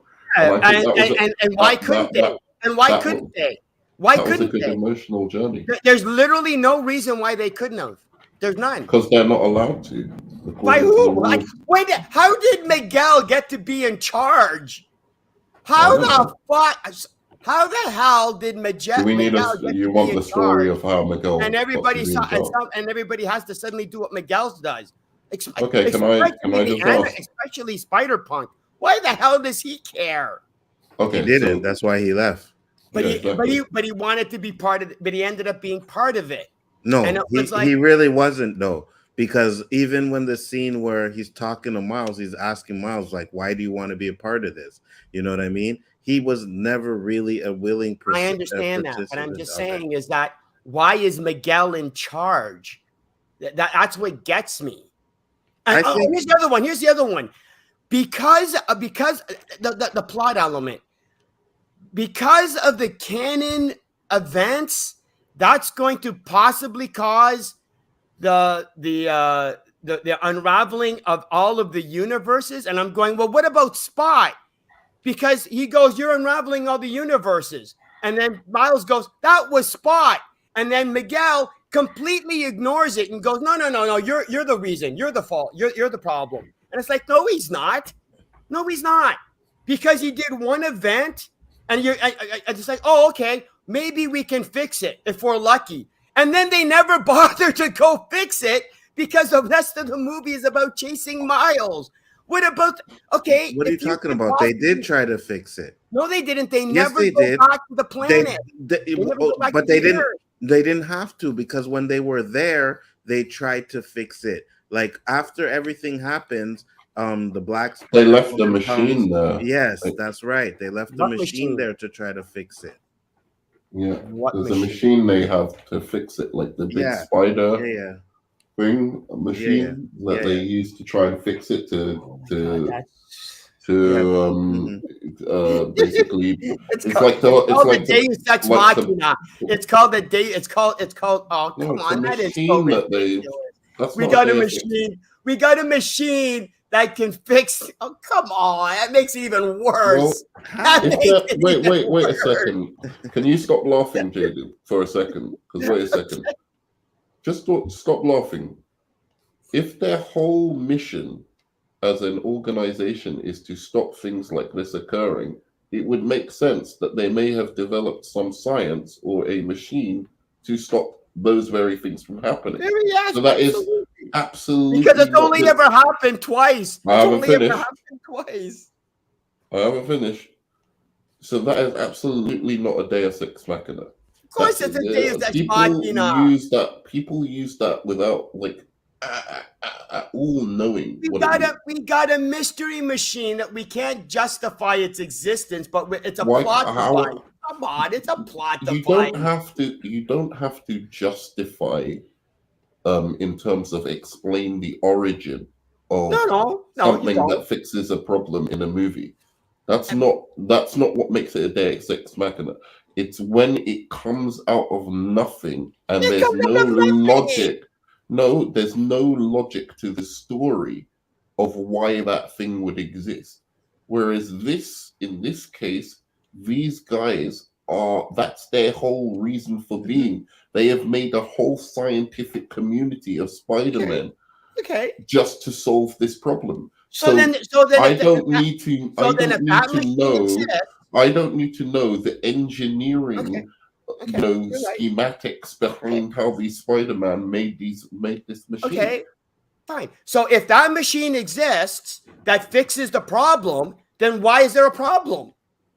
Whenever something goes non-canon, just send the machine and it fixes the problem. So here's but the Miguel's thing. but Miguel's got his panties in his lip. You talk. Here's the thing: the machine is not guaranteed to fix it. It's there to help and try to fix whatever anomaly is happening. Okay. It's not guaranteed to do it, and that's what they did. They tried to do it, but it didn't work. That's why the universe ended up breaking apart. Right. But he never knew about because when Miguel's universe fell apart, they didn't have the machine. Know about it. Yeah, but they didn't have the machine. Right. They didn't even have the system. Yeah, I'm not talking about Miguel's universe. I'm talking about the Indian universe. I don't think it's fallen apart. I think it hasn't fallen apart yet. The machine was still working on it. But your point still stands. Because it was falling apart because Miguel tells him when they're having that intervention, he tells him because of you. Know? Yes, he does. He says because of you, the universe is unraveling. Right. They tried to fix it. It didn't work. So the universe started to unravel. No. But I think they're still trying to fix it. I think it's still working on it. What he's saying is if enough of those canon events are according to the rules of the movie, maybe it'll cause the destruction of all the Spider-Verses. And it's like, if enough Captain Stacy's are saved, maybe it'll destroy all the Spider-Verses. And it's like, break. Well, most of these movies are about maybes, right? You can't take the chance, though. You know what I mean? I know. And that's what I'm saying. And I honestly, it's a plot hole no, it's not that it's a plot hole. It's just it's lazy writing, because then there's no stakes. What? Maybe it's okay. Maybe if you destroy the canon, it'll destroy the Spider-Verse.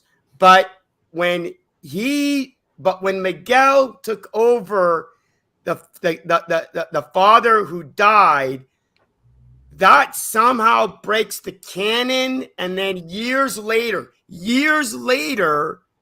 the universe falls apart. But when Miles saves the father, that has to be solved instantly because it's going to be destroyed. I'll give you one thing. There's no consistency. Now,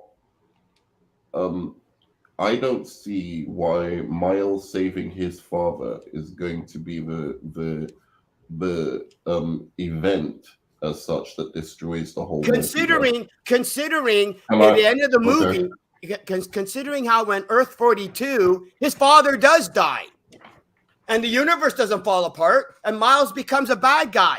Well, that's not canon. That's not canon. Because the captain is supposed to die. So he died in that universe. So what Miles wasn't captain yet. Yes, he was. No, because in this movie, whether he was captain or not is irrelevant. After that, he becomes captain. Sure. Okay, whether he was captain or not in that universe is completely irrelevant. Can I? Hold on. Let Nerdman go. Go ahead. Because that's irrelevant. Whether he was captain or not. What I'm saying is, it is relevant. Oh my god! I said one word. That was enough to trigger you. Okay. What I'm saying is, Jaded, I'm agreeing with you that it seems a little far-fetched that Miles wanting to save his dad is going to be the single event that's going to destroy the whole multiverse.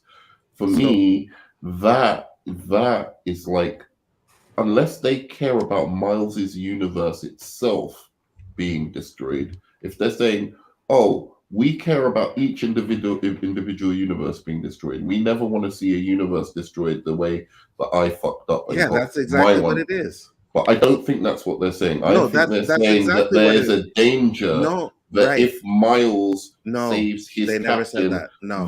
then the whole and No. if that's not the case, They why never said even that. bring up the idea that the multiverse is going to be destroyed by this? Because what we're Because saying, what they're saying that Miles is going to be some crusader who's going to go around saving all the captains. He's not said that. No, what they're saying is it's not that Miles one event is going to do it. He says if enough captains get saved, then that will happen. So you can't even have one because you don't know when it's going to happen. It could be because of Miles, it could be because of the next one that happens, or 3 or 50 down the line. Right, but the fact is you can't let any of them happen because you can't take the chance of that one event that happening being the one that is the one. So why aren't they after more people than Miles? It seems like they're really focused on Miles. Because Maybe there's Miles other is ones the that are original- trying. Because it's a Miles movie. Because the whole No, but I point know, is that I know, but- Miles is the original anomaly. That's the thing, is that the whole point was that Yeah. Miles is the main bad guy in Miguel's mind, so to speak. But why? Because- He's not trying to save all the captains. He's trying to save his captain. He accidentally saved one captain, the Indian one. He didn't even know about it then. And then he goes, oh, with my And they one. could have tried harder. I'll tell you that. If they were supposed to try and stop him, they could have tried harder, but they didn't. Yeah. And then with his one, he's just like, I just want to save my dad. Like, that's it.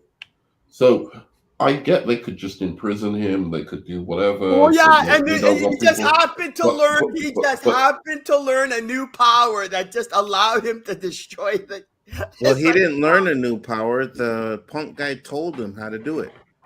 No, because he was going. The because punk when guy- when they had the wall, when they right. had the wall. But the He's- punk guy told him how to How do it did the before. punk guy know how? Because he told him when Miles tried to do it at the beginning to absorb some power and it didn't work. And he told him Against you the have wall, to yeah. Right. He told him you have to use your palms. So when How does he hold know? on. So that when Miles, because he's a Spider-Man, he could know. They know about Miles. They've had conversations about Miles. So maybe he did an investigation on him. We don't know, right? That's my problem. But at the same time, right, when Miles is captured, when they finally do the intervention and Miguel throws him in there, you can see him through the light telling Miles to put his hands on the thing so Okay. that it will get destroyed. Okay. So it wasn't like he just learned a new power.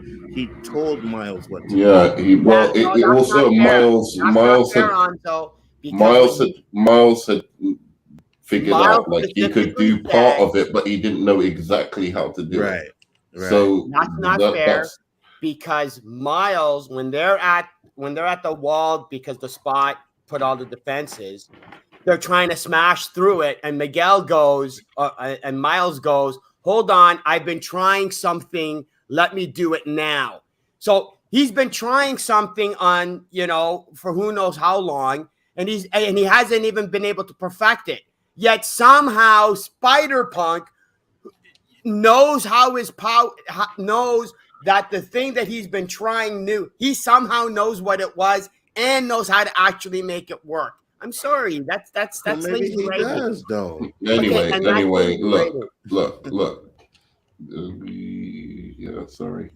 Yeah, Yeah, you go don't use ahead. his palms. How did he know how to Well, that's what he This needed is to what I'm do? saying, you're making me shout, and I'm waking people up. Okay, so this again, we're going into something which one You're is a asking me nitpick, what I didn't like. and one is a That's what I nitpick. didn't like. But I will say this: this is exactly what I was talking about with the Shazam movie, with the Batman movie, all these movies that you go all the way into, right? With these like little plot elements, right? These are not You get- little that you plot just- that elements. you did, can you wait?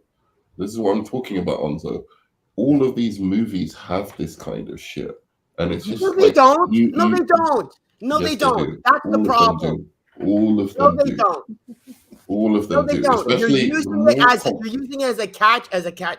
you have a problem with Yoda? I have a problem with Mexican jumping bean Yoda in that dumbass movie where he's fighting what's his face, the Emperor, Count and he's Dooku. just jumping around like a freaking Mexican jumping bean. I hate that Yoda.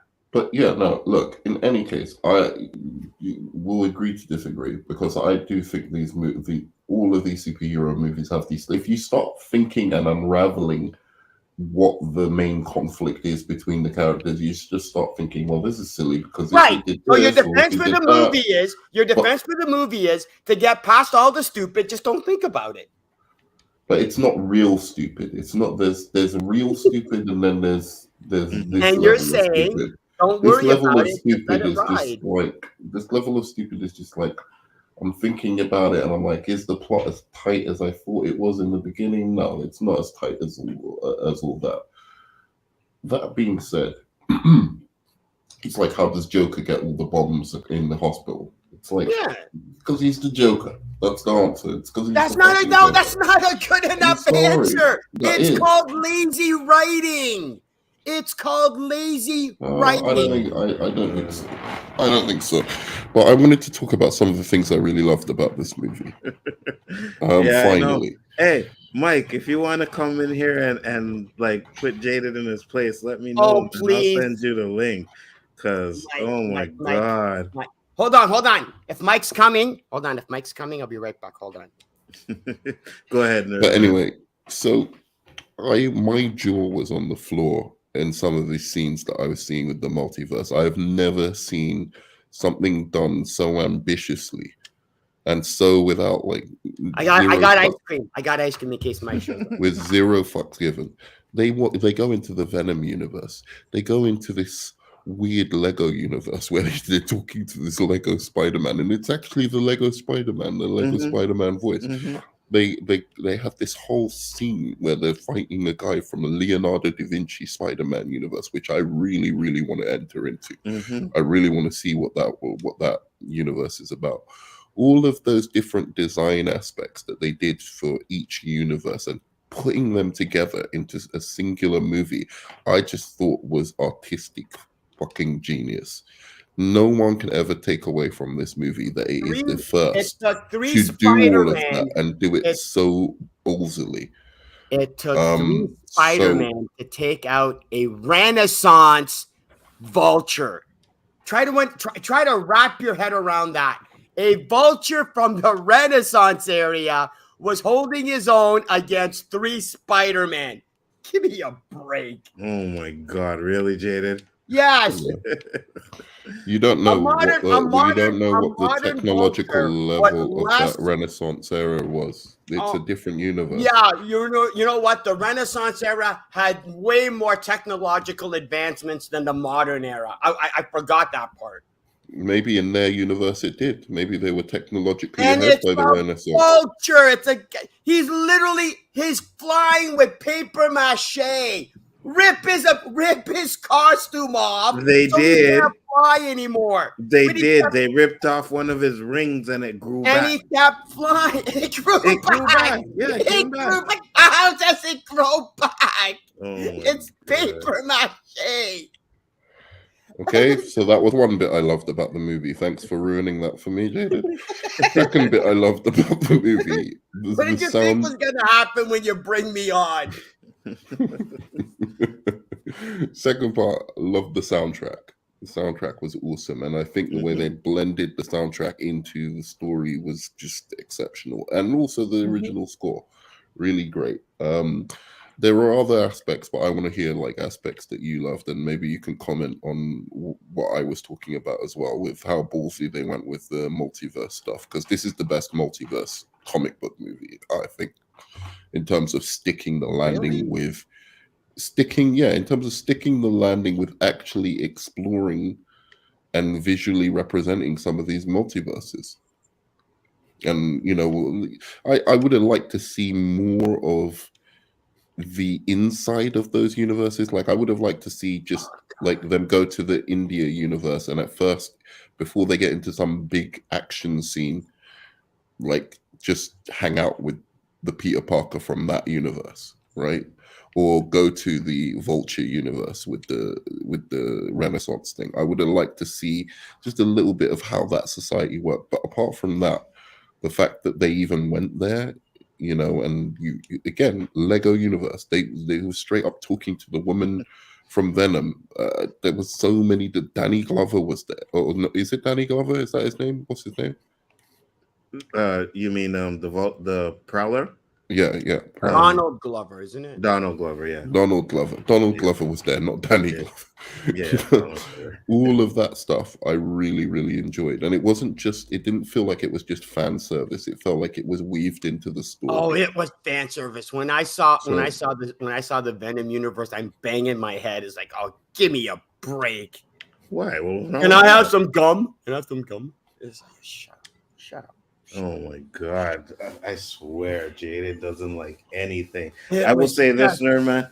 I agree with you 100%. I really enjoyed the fact that we got to see, even though there were little glimpses, I really enjoyed the fact that we got to see a bunch of multiverses, right? And then you get into, where they're in the lobby and you're just seeing all these different types of Spider-Man, which just shows you how big the universe actually is, the multiverse is. I love that. I love it. And I love the fact that this is it's not the only film, but like there's quite a few comic book films that really feel like they're comic books first. Like they're bringing the feeling of reading a comic book into the cinema, as opposed to just making these comic book characters into like a simple action movie. Mm-hmm. I felt like this is what it feels like when you're reading a graphic novel. So I haven't read that many. I don't think I've read any Spider-Man graphic novel, to be honest. But certainly, I got the feeling of like, Yeah, okay, I'm not arguing that, but that's because they retcon. That's because they retcon how Shield worked.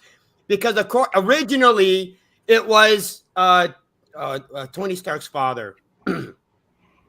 Forget his name. It was Tony Stark's father that started S.H.I.E.L.D., but then they retconned it. Then, oh yeah, I know that S.H.I.E.L.D. and Hydra have been around for thousands of years. They just retconned it, Mike. Come on. You know that better than anybody. Why are you looking at me like this? Howard Stark, thank you, Bush. Yeah. Oh, it looked like Nerdman's getting in trouble. Jaded is heating him up and he's speaking too loud. Nerdman's getting in trouble. But what about you? You obviously had an issue with the multiverse stuff. You think it was fan service? Why? Well, no, because there was really only the Lego one, the Venom one, and wasn't there a third one? Yes, there was. There was the first one he went into with the little girl with the blonde hair. Oh no, there was the woman hit him with the purse. That one. I have no idea what that one was. That one went over my head. I know the character. I've seen that little blonde girl with. Yeah, I've seen her before. I just can't remember where it's from. That one went over my head. I did not get that reference. Mm-hmm. That was referencing something. I just can't remember. Okay.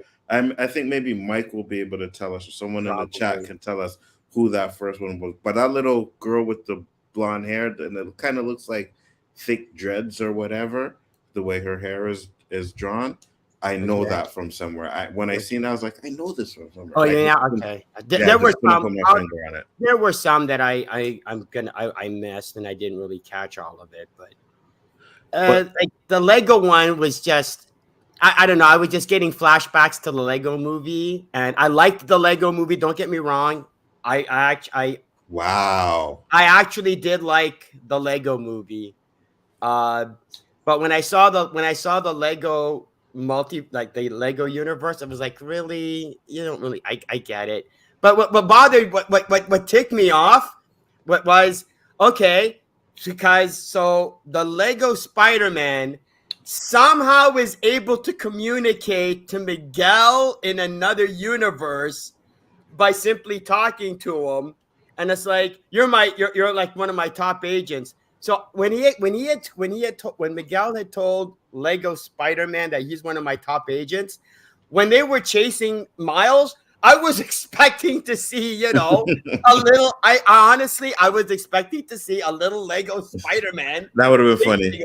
Yeah, that would have been funny. Like I was actually looking for that little Lego Spider-Man. Yeah, that would have been funny if they did that. That would have been funny. And I agree with you. They could have did that. I enjoyed them going to these multiverses though. I thought it was like Nerdman said, and I can understand why he says that Multiverse of Madness wasn't really a multiverse movie, but you can't say that about this one. Like this was straight up. It's literally about all the multiversal Spider-Man. Right. So why do you say it's fan service if that's what the movie was about? I didn't call it fan service. Yeah, you said that the multiverse stuff was fan service. You said that earlier. If I did, it wasn't really that was the Venom one was fan service. That to me was fan service. The other ones weren't because like so the Lego. Yeah. The Lego Spider-Man can't be fan service because that was like the first time we ever saw it. So why do you think the Venom one was? Because it was the shopkeeper, and you see Spot show up, and she's like, "Yeah, this happens all the time." Because she goes, "To you, it's like a Tuesday," and she's like not impressed that there's the super villain. It was just it. Unless you saw the Venom movie, you would have not understood the significance of that scene. So by default, you have to be a fan of the Venom movie to be able to understand the point of that scene. Well, you don't have to be a fan of it. You just have to have. You have to have seen it. So that's fan service. That's what I'm saying. That's fan service. So the shopkeeper is fan service. The fact that they actually went into those universes and it's part of the storyline means I feel like it's not just fan service. And also, how would I explain? It's like in the Spider-Man movie where they had Venom for 20 seconds. And then at the end of the movie, it's like, oh, yeah, we're just going to bring him back anyway. We're never going to actually... Yeah, but it was fan service in that because it didn't even make sense as well. Because it's like, why did And Venom, it served no purpose. Why Venom didn't even know Peter Parker? Okay, I'll say this. The scene, hold on. And the scene of Spot talking to the shopkeeper in Venom in this movie served no purpose other than being fan service. Doesn't advance the plot. Doesn't do anything. He just comes out there and he just starts chatting with her, and then he goes, "Hey, can I have some gum?" and then leaves. And also, why would he think that this bodega has any relevance that he should just be talking to this woman? Why not just grab your gum and leave? Because they're like, oh, I've gone into a world where I'm just in a bodega. This isn't very interesting. Let me go to one of these other interesting. Yeah, and of all the bodegas he goes to, he just happens to go to the one from the Venom universe because that's the joke. It only works if you know it's her. Yeah, that I can see. But look, I think for the most part they weaved in those elements so that it was part of the story. Mm-hmm. I think there were definitely fan service moments, and that was that was a neat, cute little moment. But for the most part, that stuff they did weave in well, and at least they explored this India world. You didn't just go through it and then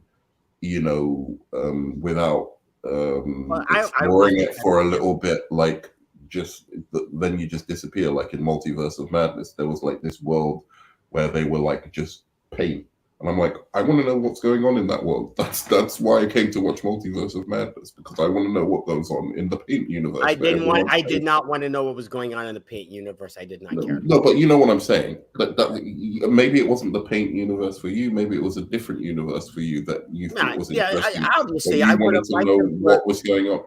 And so for me, this is the closest they've got. I think they could go even further.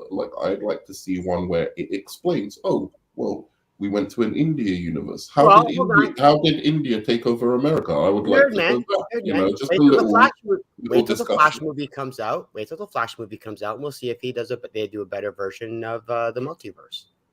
I don't think they will. I don't think they will, in the sense of, I don't think that's what that particular story is about anyway. So I don't expect them to. If that story is more about going to a universe and then they find out like there's all these little changes in it, right? Like to the superhero status. So yeah, I don't expect that of that movie. That's not what the Flashpoint storyline really is about. No, I don't know. Different multiverses. It's just going to one universe and exploring why that one's different. So well, there are rumors that there's going to be a Nick Cage Superman. There's rumors that there's going to please don't. No, there's rumors that there's going to be a cameo. I don't want to know the rumors. I don't want to know. I'm not saying. I'm just letting you know. No, I don't want to know any rumors about that. I've been avoiding all of the stuff about it. I'm going to see it on the so have I, but unfortunately, I still ended up finding out. Yeah. So thanks for telling me about that. Anyway, so I was saying about the soundtrack. I thought the soundtrack was amazing. The score was amazing. Other really great things, I think Miguel's most of the different Spider people were interesting. You know, Spider-Punk, Miguel. Who was the pregnant one? What was her? But I was going to say, I didn't find them quite as cool as the one in Into the Spiderverse. That was what I was about to mention just now. And I still kind of like that movie a little bit more, Into the Spiderverse. I've got my reasons. I can understand why people would like this one better. But I like Into the Spiderverse because it's a little bit more linear, a little bit more accessible. And also I found the like Spider-Ham and Spider-Noir, I found them a little bit more fun as characters than the ones that we came across in this one. Nonetheless, I still really, really liked all the Spider people we came across in this one, and specifically Spider-Punk and this Miguel character. I thought, who's the actor who did the voice for Miguel? I have Spider-Man 2099. That's Actually, Oscar Isaac. It's Oscar Isaac. Yeah. He did a fantastic job. Just so you know, in the first Miles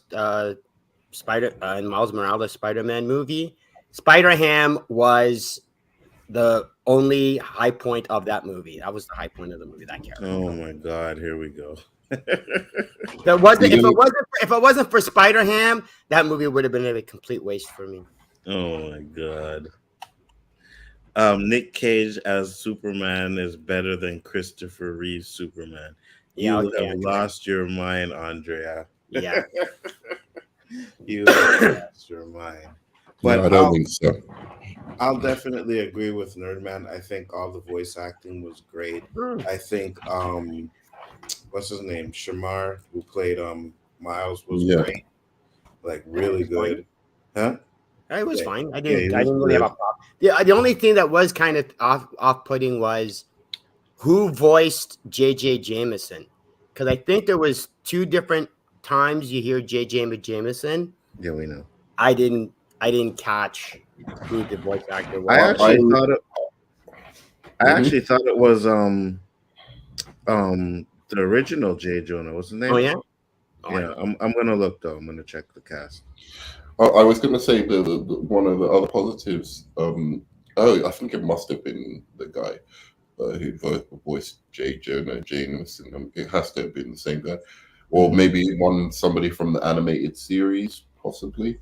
But that would have been a missed opportunity if it wasn't at least the guy from the animated series. I was going to say that I liked the growth of Miles in this. Even though his parents were a little bit annoying, I liked his growth and the fact that he wasn't just making silly mistakes like handing over nuclear bombs to, Mysterio to be able to cause the drama in Wait a minute. You mean he not making any silly mistakes like saving the captain's life and causing the universe to be destroyed? Yeah, but he didn't know that. Not silly mistakes like that. Not silly mistakes. How was he going to know that? Well, how did How did Peter Parker know that by interrupting Doctor Strange that was going to cause it No, to just go up? He didn't know. answer the question. How was Miles supposed to know that No, he saving wasn't. people's lives? Okay. Yeah, exactly. And neither was Peter Parker. From Holland, Peter Parker. Yeah, he had no idea that interrupting the spell was going to do anything. No, it was J.K. Simmons, just to let you guys know. Wait a second. He did know that doing this to the spell would. But that's a silly mistake that caused the problem of the film. I said that's literally in the film that Doctor Strange is actually telling him, "Stop talking, interrupting, you're going to mess up the smell." Right, but he needs to have no knowledge of that.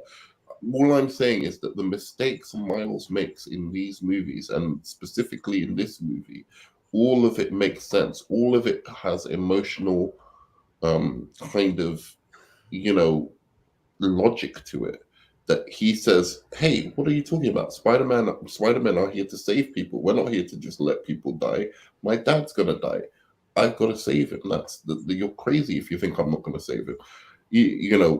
And I'm going to figure out a way to save. I'm going to figure. No, Peter Parker goes. They have to die. Uncle Ben has to die. Sure, I understand that. But if Peter Parker knew at the time that Uncle Ben was going to die, he would have tried to stop him. He would have tried to stop it. And that world doesn't have Spider-Man. Okay, so what? You can say that. You can say, look, Peter Parker, 40-year-old Peter Parker can say that in hindsight, but he knows if he was like, that's why he's going after him in a much more, like, you could see he's trying to like empathize, and he's the way they're interacting with each other, he's trying to like get Miles to just stop, just to listen to him. But Earth 42, whereas 42 doesn't have a Spider-Man. Earth 42 doesn't have a Spider-Man. Yet that doesn't cause the universe to destroy because it's non-canonical. You don't get to pick and choose what's canon and what's not. Either everything is canon. Which one or is it's not. 42? That's the one with the Prowler. That's the one where Miles is the Prowler. How do you know there's when no Miles Spider-Man goes to his mom, when Miles goes to his mom and How goes, do you know there's no Spider-Man in that? Because when he goes to it, when he goes to Earth 42, he reveals to his mother that he's actually Spider-Man, and she goes, "Who's Spider-Man?" Maybe Spider-Man isn't doing things he out goes, in the open. "Who's Spider-Man?" So maybe he's not doing things out in the open. And instead of the uncle being the Prowler, I love the way when somebody comes at you with a different non-canon. I love the way when somebody comes with you with a different point, you just ignore that because I'm establishing the point in the first place. You're establishing a point, and I'm just saying I just counted that. No, you made up. No, nerd man. You went a maybe. You went maybe. There's another Spider-Man. No, there isn't another Spider-Man. The movie's already established because the movie's established that there's no Spider-Man in Earth 42. Nzo, has the movie established that? Maybe he's gonna be created later.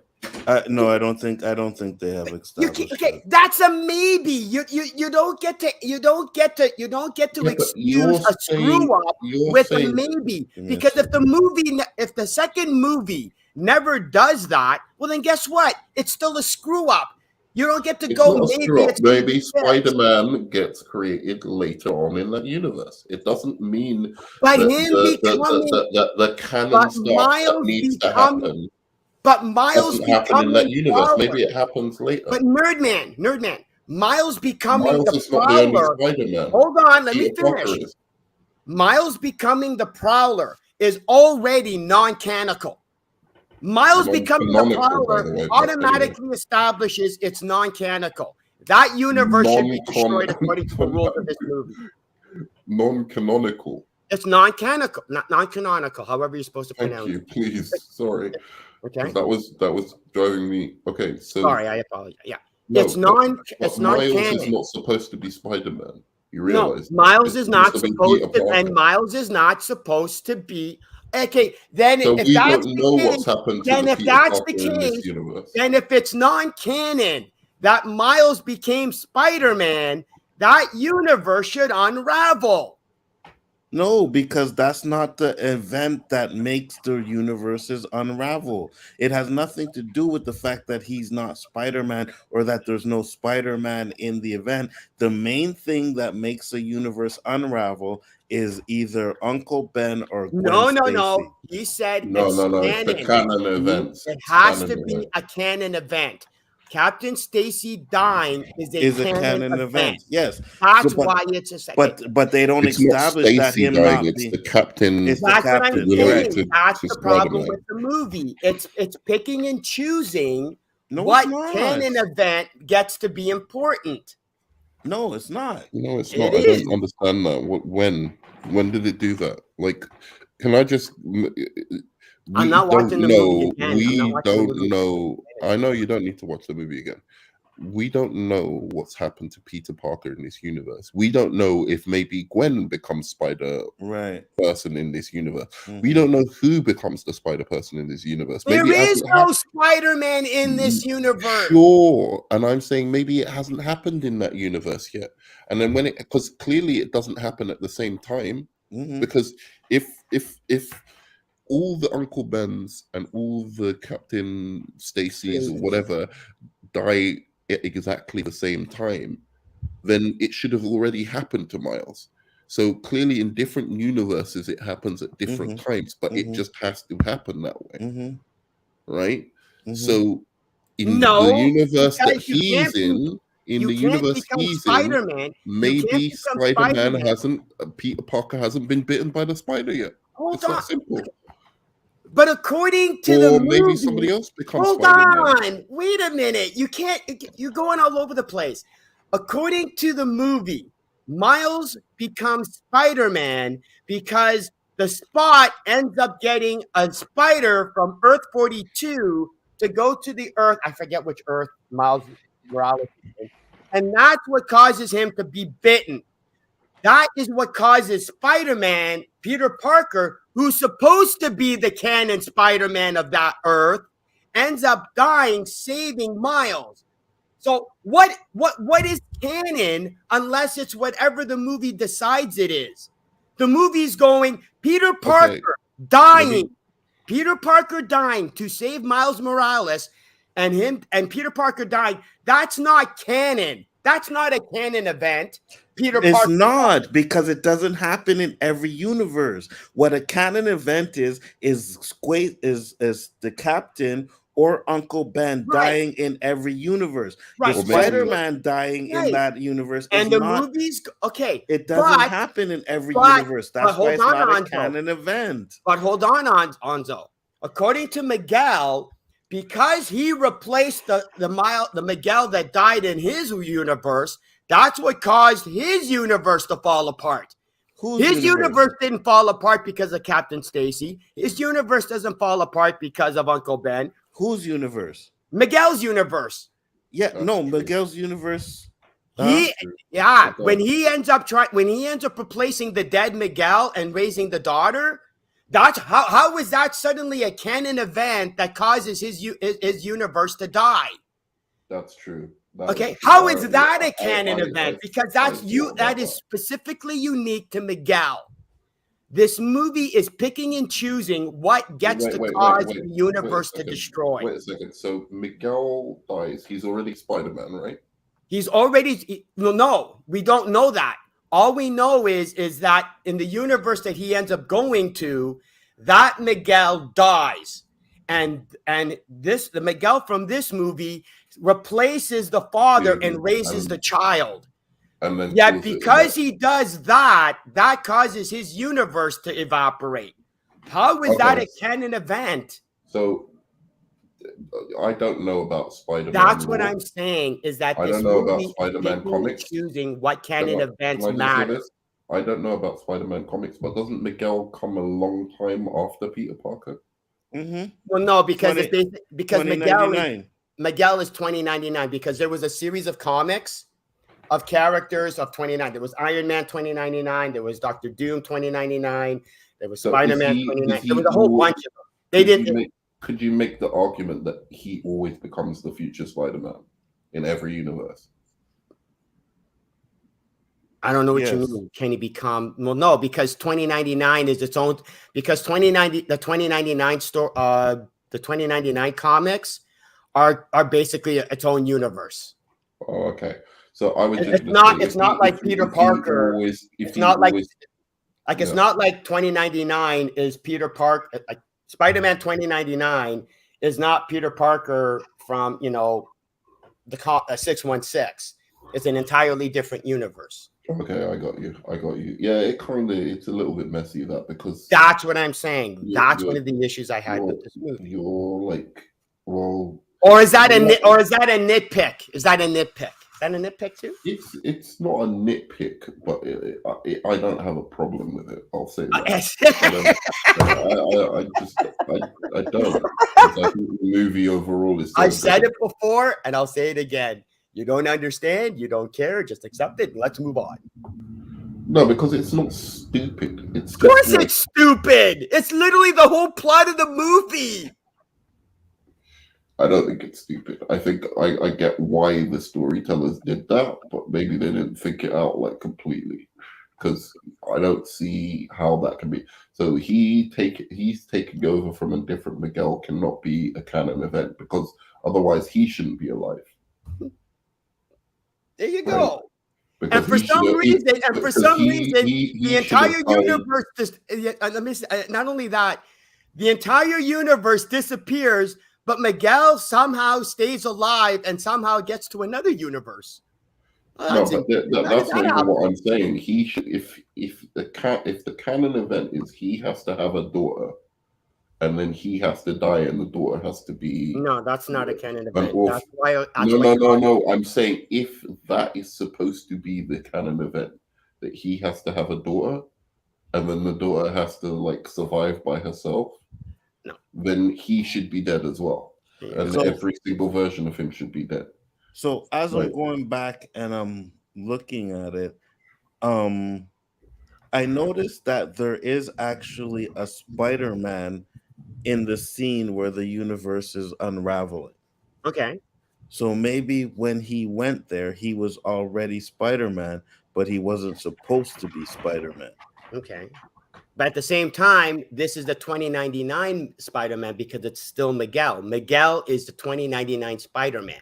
Mm-hmm. Okay. Just saying. Mm-hmm.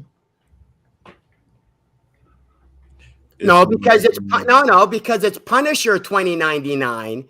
It's Spider-Man 2099 and it's X-Men 2099. It's the same thing with the Ultimate Universe. The Ultimate Universe is its own universe. It's not like Peter Parker is Spider-Man in Spider-Man 2099. Miguel is Spider-Man in Spider-Man 2099. So if that's the case, then maybe his canon events, like Nerdman said, for all the Spider-Man 2099s are different than the Peter Parker events. And then that justifies my point is that the movie is picking and choosing what is a canon event. It's not just Captain Stacy and it's not just Uncle Ben.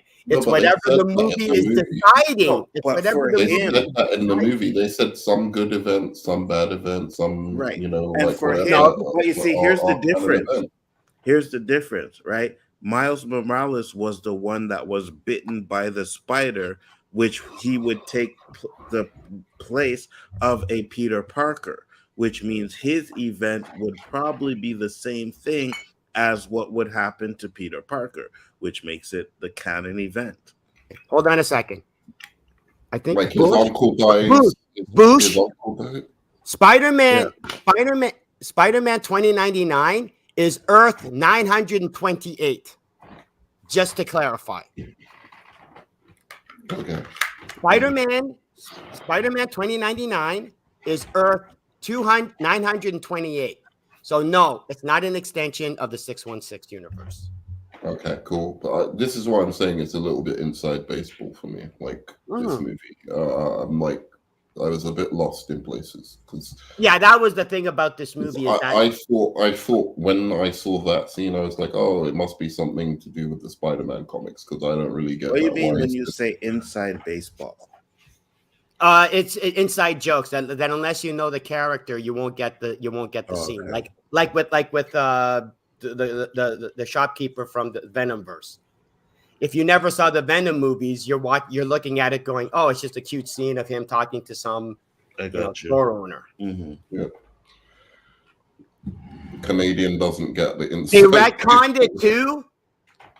They retconned it. There you go. There you go, Rogue. They retconned it. What do you want from my life? They retconned Oh it. no, I just think some of the things that you're it's like nitpicking. You know what I mean? It's I definitely understand. I nitpicking. understand. Believe me, I understand. Yeah, it's definitely.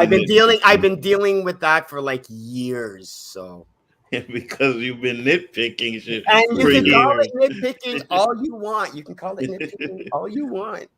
You know what I I feel mean? like it was. I feel like it was good storytelling in the sense that story isn't always about reason and logic. It's about emotion. It's about how it makes you feel. And clearly, That's funny because I always thought it was gave- about a cohesive story.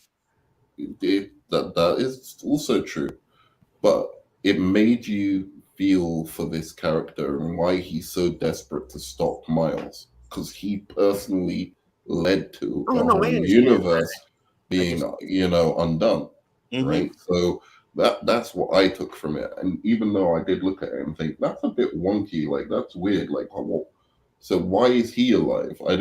Doesn't he have a daughter? Like I don't if know. if it's a canon event, is it that either he or his daughter have to die? Did his daughter die in his universe? And that's why I didn't get that. I honestly, like, to me, I didn't really understand that, but it was fine because I thought of it as like that's an emotional catalyst for him to want to stop Miles.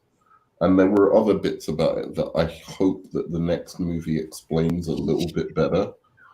But they didn't give the movie time to explain all of this crazy amount of lore that we have to catch up with to fully comprehend, how these canon events work.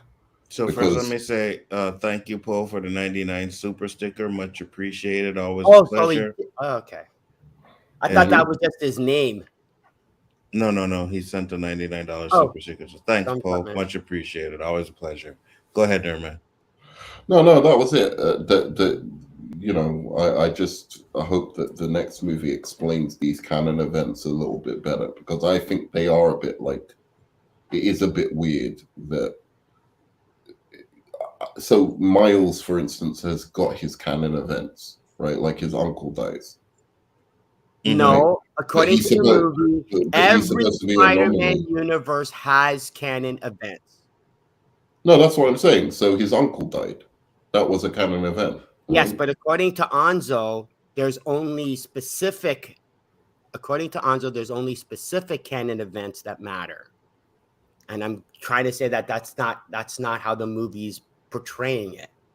I feel like it did portray it that way. Yeah, so did I. Okay, that's fine. I'm not going to be able to convince you otherwise. So what happened? For instance, I know there's a famous issue of Spider-Man where he marries what's her name, the redhead, Mary Jane. Hey Tiger, yeah. It's called the wedding. It's one of the annuals. I forget which annual. So there's a very famous issue where he marries her, right? Mm-hmm. And that's not a canon event, apparently. Something weird happens, right? But that's not a canon event. Apparently him marrying. What happens at that wedding? I don't remember. Oh, I'd have to go get the comic. I don't remember. It's been a while. Because I would think that's a canon event. Whatever happens in that comic, that's what I think they're talking about. They're talking about those canon events. Right, but it can't happen because not all Peter Parkers get married. That inform who Spider-Man is and make him such a great hero. Yeah, but see, the thing is that the comics the actual comics retconned that anyway and said, yeah, the marriage never happened anyway, so it's no longer a canon event. So look, the point is. Thank you. One more day. The point is of the movie that and this is just coming from like not knowing Spider-Man that well. Spider-Man is supposed to go through all of these trials, right? Like in his comics, that's the whole purpose of the character. He's like the Hamlet of comic book superheroes, right? Okay. It's like every single thing that he tries to do, like it ends up in a kind of tragedy. But he overcomes. Well, that ended up becoming a theme. It wasn't really that way in the beginning. It just ended up becoming the theme that way. And then every time he tries to do something, it's blah blah blah, and it just I agree with you, Bo. But then he overcomes those, right? Well, he eventually they're saying that those events are canon events. No, the movie's in all the different Spider-Man things, whether it's a good thing or a bad thing, but those events that lead him to be the better hero are necessary for those universes to survive. But then that changes the rules of the movie, and that's what I'm trying to bring up. I don't understand how it changes the rules of the movie. How? Because if you're because you have to establish what are canon events. The movie can simply go, Peter Parker, a Spider-Man marrying a Mary Jane is not a canon event. It can just simply go, no, that's not a canon event. I think it is a canon event. But the movie can go, no, it's not. The movie can decide what is or isn't a canon event. I think you see it as one of the canon events. Am I going? I agree, but the movie is going, we don't have to. The movie gets to dictate. The movie gets to dictate what is or isn't a canon event. That's the problem I have. Do we agree that Gwen Stacy, like falling to her death, that's a canon event, right? Okay, for us, but the movie can go, no, it's not. The movie can easily go, Gwen Stacy dying is not a canon event. But you see it. That's I what agree, they show of Andrew Garfield. Andrew Garfield like. I agree, Nerdman, but the movie gets to decide what is or isn't. No, and because even in the movie, she does say that whenever she gets close to a Spider-Man, something bad happens. That's fine. Which tells you that something in her life is a canon event, which would probably be her dying or Peter Parker dying. And what I'm saying is the movie gets to decide what isn't a canon event, and that's not fair. Like if she becomes Spider-Man, then Peter Parker dies. If he becomes Spider-Man, then she dies. Then she dies. Yes. She dies. So but we don't know that, and the movie can go, that's not a canon event, and we can't argue with it. But it is a canon event. I think the movie establishes that. I agree, but I'm saying it's like we're going around in circles. I know. What I'm trying to say is, hold on. The point I'm trying to say is that the movie gets to decide what is or isn't a canon event. So why is that a bad thing, though? Because it's arbitrary. Because it breaks the rules of what makes canon. No, it doesn't. Well, of course it does. Because it doesn't. You have Nerdman's example. Gwen Stacy dies. Wouldn't or Peter Parker gets married. Wouldn't that be considered a canon event? Well, only if the movie decides it is. We as an audience don't get to decide. We as an audience don't get to decide what's a canon event. But we're not supposed to. The movie is supposed to decide what the movie's supposed to do. Booth McFadden says, it sounds like the movie. This is what I'm saying. No, it does. Jaded is infecting the minds of a generation with his like nitpicks and shit. Oh God! If only it were true. If only it were true. Can we just go over this, because I want to get past this discussion. I really do. Mm-hmm. What does it say in the movie? You know, when it does that long line, and it shows you of different types of events that are canon events. Mm-hmm. I kind of glossed over that. It was just Uncle Ben dying. It says that some good things, some bad things, and then Was it all just Uncle Ben's dying? No, no, Or, no, no, because no. there was other stuff, right? What the Peter Parker was saying is sometimes bad things happen in our lives, but sometimes good things happen. And he used his daughter as an example. It wasn't that canon events are bad or canon events are good. He was going, sometimes bad things happen, like Uncle Ben dying, or in your case, your father dying. But there's also good things that can happen as Canon events. or Okay. canon events. So what are those? Well, But you see, this is the thing. I think you guys are missing the point. I don't think that had anything to do with canon events. What he was telling Miles was that you don't have to. Okay, he was trying to get Miles to understand that, you don't have to go and save your father, because yes, it's a bad thing, but something good might come out of it. come from it. Right. Yeah. It's not saying that it was a canon event or right. He's just trying to explain to him. Oh no, I think he says which is that, why he used his daughter as an example. Right. He's going, hey, yes, my Uncle Ben died, but I have a beautiful daughter that I love and who loves me. So it's like, right. But I think the daughter's a canon event. No. Having the daughter is a canon event. That's what he's saying. No, that's not what he said. No, it had nothing to do with that, bro. Having the daughter is a canon event. That was his whole arc from the first movie, because he was about everything. And then this one, it's like, no, I see now that this is what comes out of all of that bad stuff. Okay, but so you don't think Mary? So Miles is going to have a daughter. You don't think Mary Jane? Wait a minute. You don't think Mary Jane had a say in having a child? I think Mary Jane might have had a little. That's not how canon events work. I'm not talking about that. I'm saying that, of course, Mary Jane. In their world, they just see it as them living their life. But in the multiverse, that is a canon event. No, I just Peter Parker. I would have to. I have to have a daughter with Mary Jane. I disagree. No, I disagree. Because he's not telling him because of the canon event. He's just trying to tell him that when you live your life, you're gonna have bad things. You're gonna have good things. That's what he's telling him. He's not telling him because it's a canon event. He's telling him, like, listen. He says at that point it's a canon event. Oh my god! No, he doesn't. He never says that. He never says that having the baby is a canon event. No, he explains that the reason he has the baby was because of Miles. Right. He says the good things that happen are canon events too. There are good things and there are bad. Not at that scene. So all canon events are bad things. Not at that. No. There are canon events. Okay, give me a canon event that isn't Uncle Ben dying and the captain dying. According to the movie. Again, you have to go based off of the movie, because the movie gets to decide what is or isn't a canon event. That's what I'm trying to explain to you. The movie gets to decide. I just want to understand what a canon event is, and clearly you guys can't explain it to me, so I'm done with this. Because a canon event is that Krypton blows up. But Krypton has to blow up. That's a canon event, because without Krypton blowing up, you don't get Superman, or you don't get, his real name, his Kryptonian name. Kal-El doesn't get sent to Earth.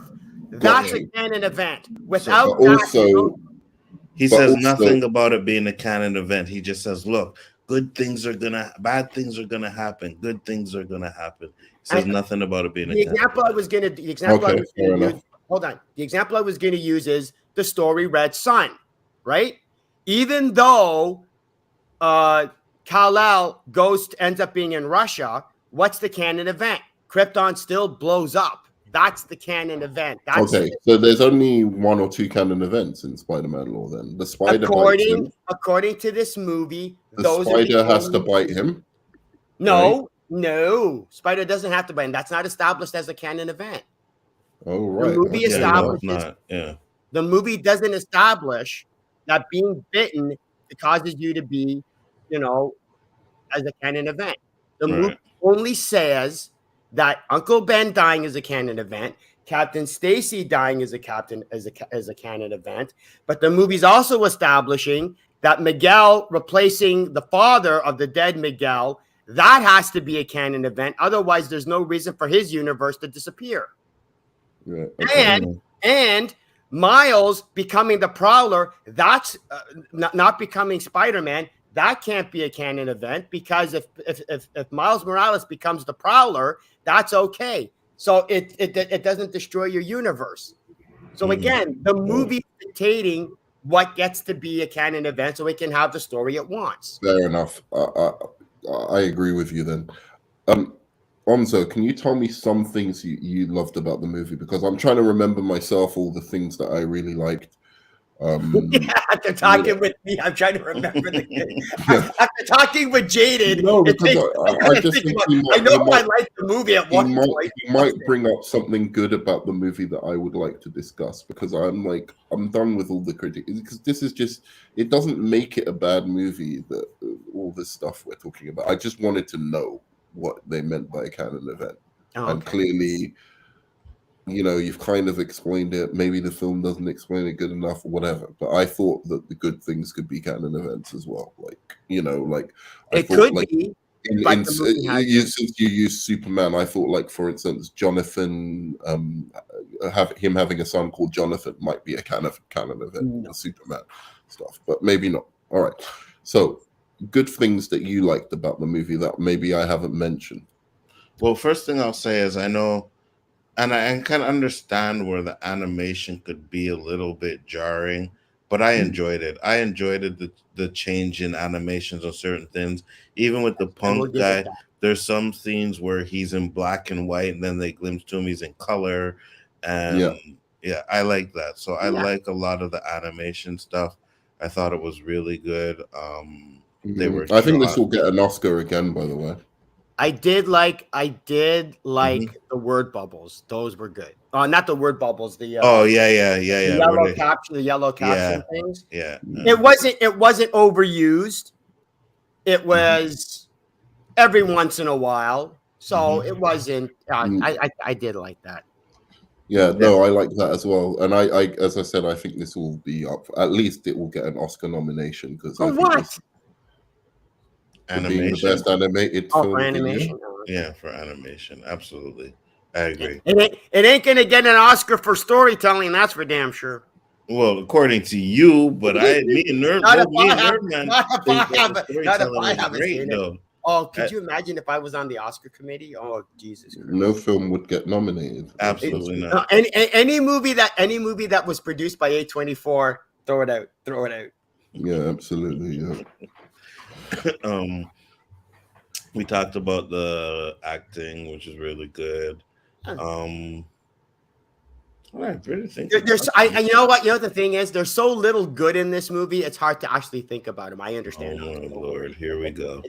You have to think about it. I have to go through the movie. I gotta try it. You're lucky. I don't feel like throwing out a Phantom Zone right now, because you could have got one. Just Phantom Zone is us, man. You know what I mean? I played the demo, David, but I didn't get the game yet. I'm gonna get it sometime next. Oh, there's a new one? Yeah, Street Fighter 6. Oh, okay. What song choice did you like most? Curious. The beginning. Oh, you same as me. Yeah. Okay. Apart from what was it? What's his name again? Rakim. Apart from the Rakim tune, which was banging, I was just like, as soon as it came on, the thing I didn't want it to stop. Yeah, me too. I agree. I was like laying my head to that. So you like the drum? Any other song choices that were that you felt went really well with the scene? Or? I think all of the soundtrack was really good. Like I can't even deny that. Like some of them I didn't know, right? Artists I didn't know, new artists and stuff like that. But I think they work with the scenes, and I think that was a major asset to the movie, is the fact that sometimes you get some little songs and it's like, oh, that doesn't really fit here. I'm not vibing that. But every time a track popped up, I was just bobbing my head. I'm like, yeah, you know what I mean? Like, I'm digging this. Hey, can I ask something? One other thing. So the relationship between Gwen Stacy, because I can't remember the first film that well. I only watched it 2 times, and the first time I was like, there's like sometimes I'm a little bit like whatever, but So Gwen Stacy, did they establish that romantic link in the first movie, or was it just kind of It a was little more bit of hinted at? it was more of a blooming romance because Yeah. it was kind of like Yeah. there was that little. I wouldn't say the tension, but there's the occasional looks and Yeah. that little Yeah, they hinted to it. a Yeah, they hint. hinted That was to it. it. There was So hints. were Yeah. you satisfied with where it went in this film? Or do you think they could have got to the romance element a bit quicker? No, I think it's good if they get it, because what I liked about this one is, especially, they kind of like know they like each other, because there's a scene where they're sitting down, and he goes to touch her hand, When they're and sitting then upside down, yeah. yeah, and then she says, "Oh, every time I get close to a Spider-Man or someone, And something then happens. He pulls it away." So I And think, also which is clever, or he when he says, was or when he was hanging upside down invisible and she's yeah, turning around and it uh-huh. was like, oh, I swear to God, oh, if he kisses the her, I'm kiss, gonna throw up. the I upside down Spider-Man I kiss. went, But I I swear was, to God, if he kisses her, I'm gonna throw up. but the of course you Of would. course. But there was the clever bit about that, which is he says, there's always a first time for everything, right? So that also kind of foreshadows that he's willing to do things that, like in canon, if it Yeah. happens, will destroy the universe. Oh, So he's willing. He'd be willing to fight for that love and make sure that she survives whatever happens, even if they go out together, just like he'd be willing to save his dad. Right. well, So even the I fact think that's going to come into the next movie. My one problem though is if they never kiss, I'm going to be pissed off. I know you are. Because you know why. Wait a minute. Yeah. You want this movie to promote interracial couples? Oh, I don't know. I have a problem with that. I have a problem. Of course you do. I think you have a problem with the movie because Spider-Man is black. Let's just say it. Oh, you know what? I forgot to mention that part. Damn it. Yeah, we know. That was the reason I hated this movie because 100%. what's his face? Yeah, that's the reason. 100% is Yeah, diversity. 100%. You know what I mean? If I you don't like that shit, the you only don't- diversity I accept is when having females that are black. That's fine. Black females, absolutely beautiful, lovely. I love you. I love you all. Most of you need a little whatever, but the only diversity involved in my sex life. That's about it. But the black males, yeah, no, you guys. No, sorry, black males can't handle black males. Just Jesus. I gotta draw the line somewhere, guys. Oh my God! But yeah, no, man, I hear what you're saying, and Can we Phantom Zone him now? What's that? Can we Phantom Zone him now? Is it enough? For real. But I agree with you, nerd man. I think they should kiss at the end of this too. Especially if they don't find a way. Like, let's say she has to go back to her universe and doesn't have a way to get back to Miles or anything like that, right? Then yeah, they definitely at least have to have that kiss. I agree. Yeah. Oh shit. Because I was expecting that maybe in this movie, because I was thinking, oh, okay, they're really getting romantic here, so that's that's kind of interesting. What happened? He Phantom Zoned himself. Yeah, he did. You see, something got disconnected. But you see, what I liked about it too is the fact that, you could tell Stacy cared about him. And even when he was trying to escape and he was falling and she caught him with his web and he cut her web, I was like, okay, yeah, you could tell he's pissed. You know what I mean? So she's going to have to make it up to him and she's going to come there to help him save his you think father. he's mad? She's mad at him? He's mad at her. Oh, he's mad at her. Sorry, yeah. You think he's mad at her? Oh yeah, for sure. She tried to help him, and he cut it. She tried to help him, and he cut the web. You know what I mean? He cut it, and then he started. But wasn't fall. he just trying to escape? No, he cut it because he gave her like a bad look too, like I don't need your help type of thing, and he cut her web. Yeah. So he was pissed because remember, the Peter Parker says this is not what we talked about. And he was like, you talked about this? And she was like, oh, I didn't know how to tell you. Right. So he felt betrayed by her for that. Yeah. I get that. All right. But their relationship was kind of cute. I did think some of the scenes went on a little bit too long with them. but in general, I kind of liked their chemistry. I thought they had really good chemistry together. I was going to mention that. So that was one of the hearts of the movie that I actually liked. I agree. Again, a little bit too long, some of the scenes. They could just cut those down a little bit. What else did I like? I mean, I just like the movie. I don't know how else to express it. Like, I think it's really experimental and cool. I don't know how much it appeals to kids, but we'll see. But I liked it. It was loony. It was experimental. It was kind of like, Who Framed Roger Rabbit in a sense. Mm-hmm. Like where it really fulfills that thing of, okay, we're going to go into a cartoon world. We're going to have a live action with the cartoon world and actually really go there and do it and do different things with that. And that's what I enjoyed most about it. Mm-hmm. And I'll say this because it is original. You know what I mean? When it comes to the animation style and everything like that, it's original. It's something that we've never actually seen before. Right. And I like that. Yeah, I agree. Yeah, it was a fact on better than Avatar too. I'll tell you that much in terms of doing that shit. And I like Avatar too, but I just sometimes movies feel long for me, and I don't like when I can watch a 2.5. I can watch a 4-hour movie, but if I want it to feel like it's 2 hours, and I still want more, and I'll binge watch like an 8-episode series, no problem. So I have no problem with it, but it's when it feels long, and Avatar felt long. It felt longer than this movie. I can tell you that much. Like, this one felt a little bit long because I was just like, what is this about? I want to know what it's about. So here, let me ask you this. Did Zack Snyder's Justice League feel long to you? No. You see what I'm saying? Why? Because there was a lot of stuff in that movie, and I love the movie, but there's a lot of stuff in that movie that didn't need to be there. And it could have been cut. It could have been cut. You know what I mean? But it didn't feel long. I don't know why. I think maybe shorter scenes. The scenes get to the point quicker. They don't apart from the slow-mo, I guess. But every scene where they're like talking and whatever, it doesn't seem like there's extra lines and extra things that are there to manipulate you to care about these characters more. They just say what needs to be said.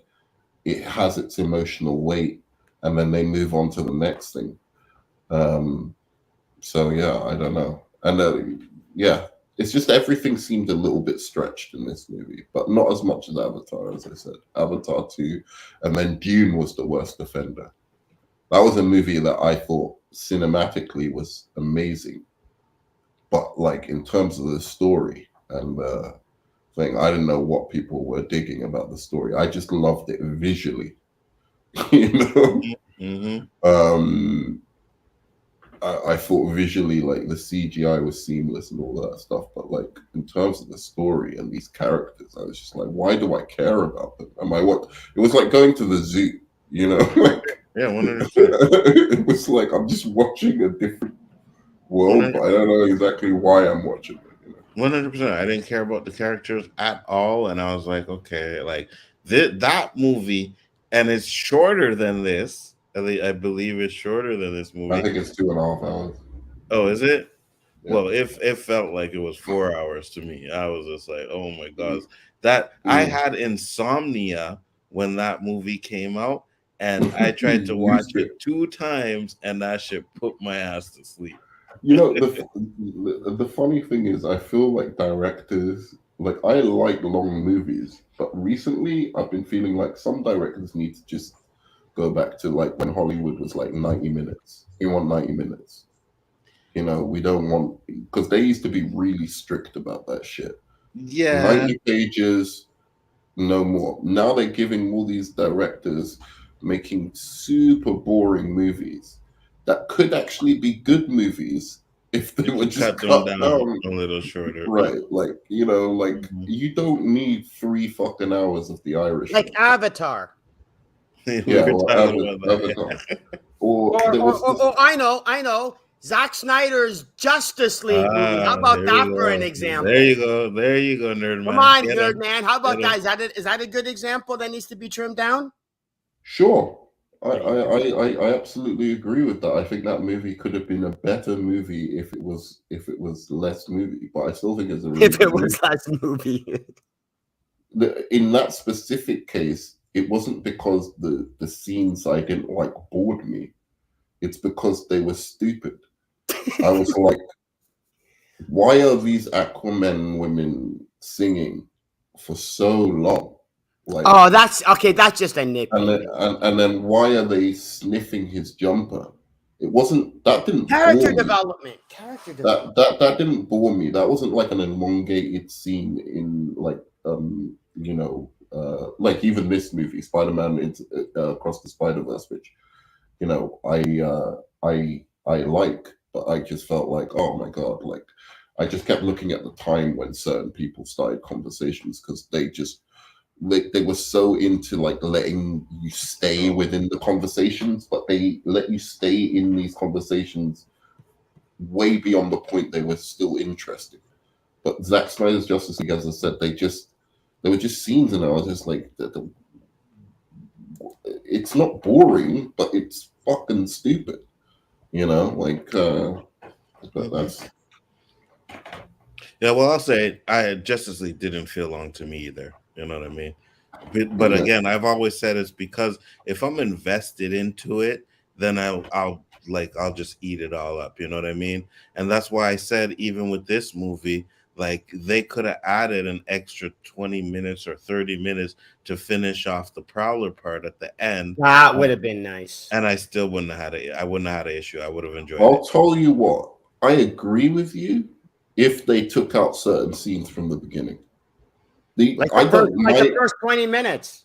Yeah, if they took out the first, I don't mind this movie being longer as soon as it gets to the point of revealing why Miles is, so important to them. As soon as that happens, I could have done with a longer movie. But before then, I'm just saying if they cut a little bit down, I would have done a 3-hour movie. Just exploring that after the you find out what Miles's issue is. Mm-hmm. Do you get what I'm saying? Mm-hmm. So that's just me. I don't think the last hour, I guess it was an hour and 10 minutes, went by like a breeze for me. Yeah. And I think I understand what you're saying. I think because after reveal, it just goes right. Boom, boom. Oh boom, yeah, boom. the action just ramps up. Yeah. But I enjoyed it. Yeah, no, I enjoyed it a lot. I as I said, I still give it a 7.5. I think it's a really good film, and I think we've had a really good year for comic book. I think we've had a couple of good years for comic book movies. I don't know what comic book fans are complaining about. Like, if you wanted to see comic books come to life, they've never been more ambitious and been doing so many different types of projects. There's magic superheroes, there's science-based superheroes. Because there's Nerdman, all of these kind of different things. Like, I don't get it. There's even it's like simple. grounded. It's simple, Nerdman. If they get more views pretending to say that the movies suck than if they make videos saying. Is that why you do what you do? No, well, yeah, right. Because I got tons of subscribers and I get tons of views. I love the way Jaden describes. You know what? I have something here I wanted to show actually. Yeah, go. Hold on, let me see if I can find it.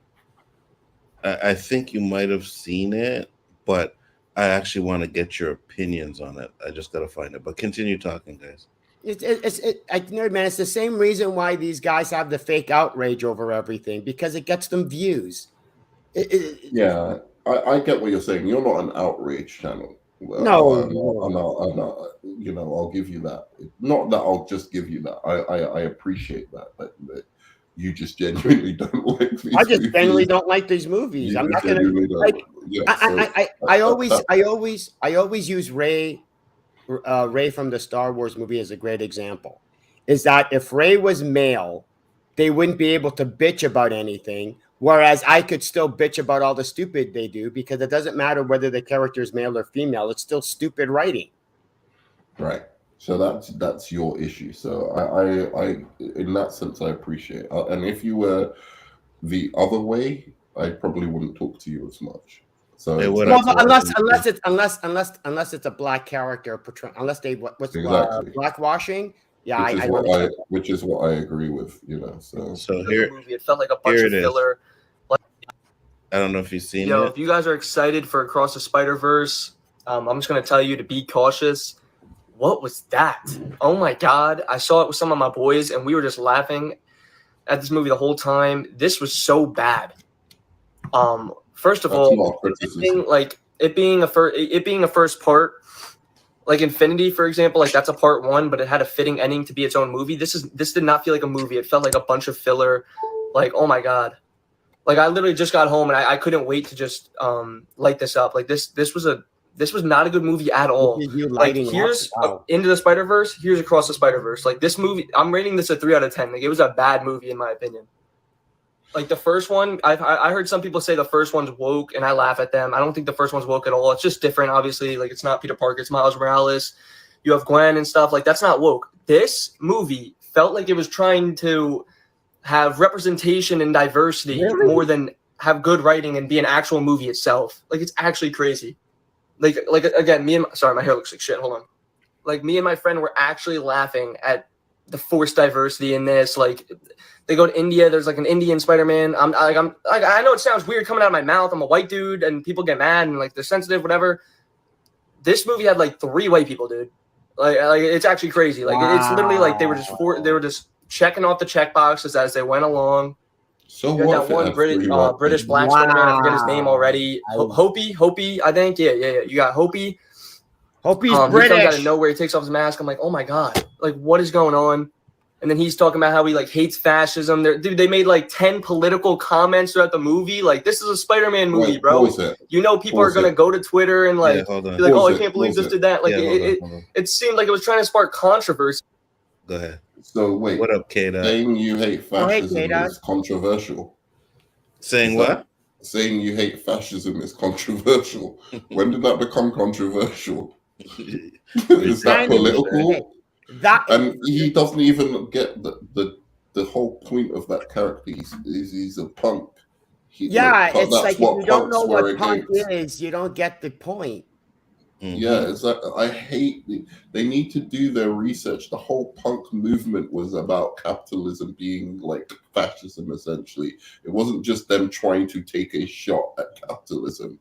It was a purposeful joke that if you had a spider punk, he would be like the punks from the fucking 80s, and that's what they believed. They wanted to be. I don't know. I guess I So missed the first thing you started. anyway, but whatever. So that's being political, apparently, not just that's what that character would do. Wait. But in any Punk, case, Punk was being political. I never noticed. I didn't realize that. But you see, here's because the that's thing. exactly what they did with the noir. They basically mocked noir movies. They Right. did Well, they were the pushing all the stereotypes of Yeah, they noir were pushing movies, the the stereotypes cliches. and So they everything. did the cliches of the punk movement. Sorry, Anto, go. No, I was just gonna say, but here's the thing. At least even when I don't agree with Jaden's criticism, at least some of his points are valid. This guy is just talking out of his ass. Like it feels like he's just trying to. Oh, hey, let me talk about how it's so diverse and there's only Like I said, making videos pretending to be outraged gets more But this views isn't an than- outrage guy, to be fair. He's trying. He's trying. Give Yeah, it- he's I definitely don't trying. think he's an outrage guy. I think, I'll be fair to this guy. I won't. I agreed with some of the beginning of what he was saying about it feeling like a filler film, but I don't feel like it felt like a filler film the whole way through. It just felt like a filler in the beginning. Yeah. And I do also agree that that's I enjoyed Into the Spider-Verse a little bit more. I really did, because I didn't feel like it required me to know so much about Spider-Man lore for it to make sense. It was more accessible. This movie feels inaccessible at points. There are things that go right over my head because I don't read Spider-Man comics. and I don't even like the character that much. So it's like see, there's your problem. That's help either. So it's not like I've got this, this investment in the character before watching the film. In each Spider-Man movie I watch, it has to invest me in the character itself, and most of them have done it to their credit, but I still just don't find the mythology all that interesting. But anyway, so K-Dot is here. Let's finish this, and then I'll let K-Dot talk. It's almost done. See, instead of being a good movie, like, it's just wild. The comedy did not hit. I was actually laughing at how bad some of the jokes were. Like, this movie literally felt like filler, as I said. I know it's a first part, but it doesn't even feel like it deserves to be a first part. Like, there was like 10 moments where I was like, okay, the movie can end here. Is it going to end? And then just kept going. I thought the pacing was horrible. We didn't even see Miles. We didn't even see Miles for like 20 minutes. And then we didn't even see some like good Spider-Man action until like an hour. We saw like Miles' family. That's not true. You did see action. I mean, I don't know what he means by good Spider-Man action, but you saw a lot of action in the first. In other words, he was actually fighting better than the action had. But I agree with that one of the points he made about the Gwen Stacy 20 minutes stuff. But anyway, go on, K-Dot. Let's find out what you K-Dot, go ahead. Well, just a comment on the action thing. This is the action we seen in this movie is what the final act in No Way Home should have been. Not them running from the villains and stabbing them with them stupid goop thingies. It's like action, What action? It was a yes, they was all running from. It was so Miguel over there slamming Miles into the trains and stuff. That was an action sequence, and him running from. Now, granted, I think they gassed up Miles a little bit too much. He outran all the Spider-Man. Outran all of them. I'm like, what the heck? Oh yeah, and the spider car. Oh my god, I forgot about that stupid spider buggy. Was an actual Spider-Man. Oh, that movie. Oh, that pissed me off. That was cool, and the spider horse as well. You have to understand. Was its name Sling? What do they call it? Web Slinger. Web Slinger. Yeah, that guy was cool. See, Nerd Man. There was a time in the early issues where Spider-Man had a spider buggy. Okay, he actually had a spider buggy. Yeah. In this movie, they actually took the spider buggy and made him his own Spider-Man. It was just so stupid. It was 1 second of the film, dude. You know what I mean? It's still stupid. I don't care. It's still stupid. Okay, so K-Dot, what did you like the movie? I liked it better than every single MCU movie to exist. I knew he was gonna say, but this is I like it better than the first. I thought it was. Hey, I'm with you. Thought it was good. I actually did forget. Actually, did forget this was a part one, anyways, because they didn't really earlier before they because earlier remember it was supposed to be both films in one, and then they separated them. So I kind of forgot this was a part one. I did like the way it ended. Thought that was kind of chilling a bit. If I had any little critiques, really, some of the Spider-Man, like Spider-Man, he talks a lot and he's like roasting, but some like the Spider-Man India dude, I'm sorry, but I was getting annoyed when he was talking. I was like, man, can you shut up? I was getting annoyed at some of them. There was a couple it wasn't just him. There was a lot of these jokes. It was just like it was multiple, with the tea, with the chai tea, and I was like, yeah, okay, it was funny the first time, but now you're doing it again and again with a lot of the jokes went on too long. They just weren't. I'm telling you, this film is not as funny as the first one. No, I'm sorry. The first one's comedy was done better. It was simpler, but it was done better. Well, because I think what like when the Spider-Man India dude was like, they gave that full introduction to him. It felt like a trailer when he was like introducing himself. Like, I'm Spider-Man India. I live here. Blah blah blah blah blah. That's what it felt like. It felt like a commercial. There's traffic here. you know, it kind of it breaks immersion a little bit, but I understand why they did but it. I They don't wanna know make sure why they he introduce pissed you off more than the Spot guy. Because the India guy I thought was okay. Like I like the stuff about his hair, how he just wakes Oh, up. He's just Oh being my Spider-Man. I was fine with God. Spot. But like, Spot didn't bother me. I mean, he honestly didn't bother me at all. Now I was bothered by him looking wimpy and stuff, but then later in the movie he starts to, you know, juice get up better. and Yeah, go yeah. to the alchemexes across the universe to keep juicing himself up. The only thing I would say, you know, I just didn't like his little, you know, middle-aged looking body. I mean, he didn't look intimidating at first, but later down later in the second half of the thing. When he Everybody has actually to be uses powers intimidating. properly. It's about a character. It's about a character, and it's a character growth. No, Like, I'm not I saying didn't his like spot's the bad, character, but when you it's first see clear Spot, that he they looks trash. My problem He was looks with trash. the, Let's be was honest. with all the Spots gags. He's got It a was dad just- bod. I was like, you could take the, how many Spots gags were in this? Do you Some of think? those I spot think jokes they was were funny about though. He was Yeah, funny. for some sure. of them were, but like 1 out of 10 of them, like there was like hundreds of them in this. Like the bread one, when the bread falls through him, and then Oh he yeah, can't I get mean, it. come on, that was so ridiculously That was funny. stupid. I hated Oh, that. you thought the bread one was funny? Oh Really, my like, god! That's funny. It's like really, it's just. Yeah, it was funny, man. Because you gotta understand, someone with that type of power like that, you would have He is issues at the a beginning. person with that type of power is incredibly dangerous. I But he agree. doesn't even know how to use his own power. Exactly, because he just got it. It's not like he was a villain for like how many Stay home and practice. Jesus Christ, practice. But I mean I understood the point with Spot because he is that villain that is trying to do bad. They don't like the predicament they're in, but he's stuck in it regardless, and he's a joke.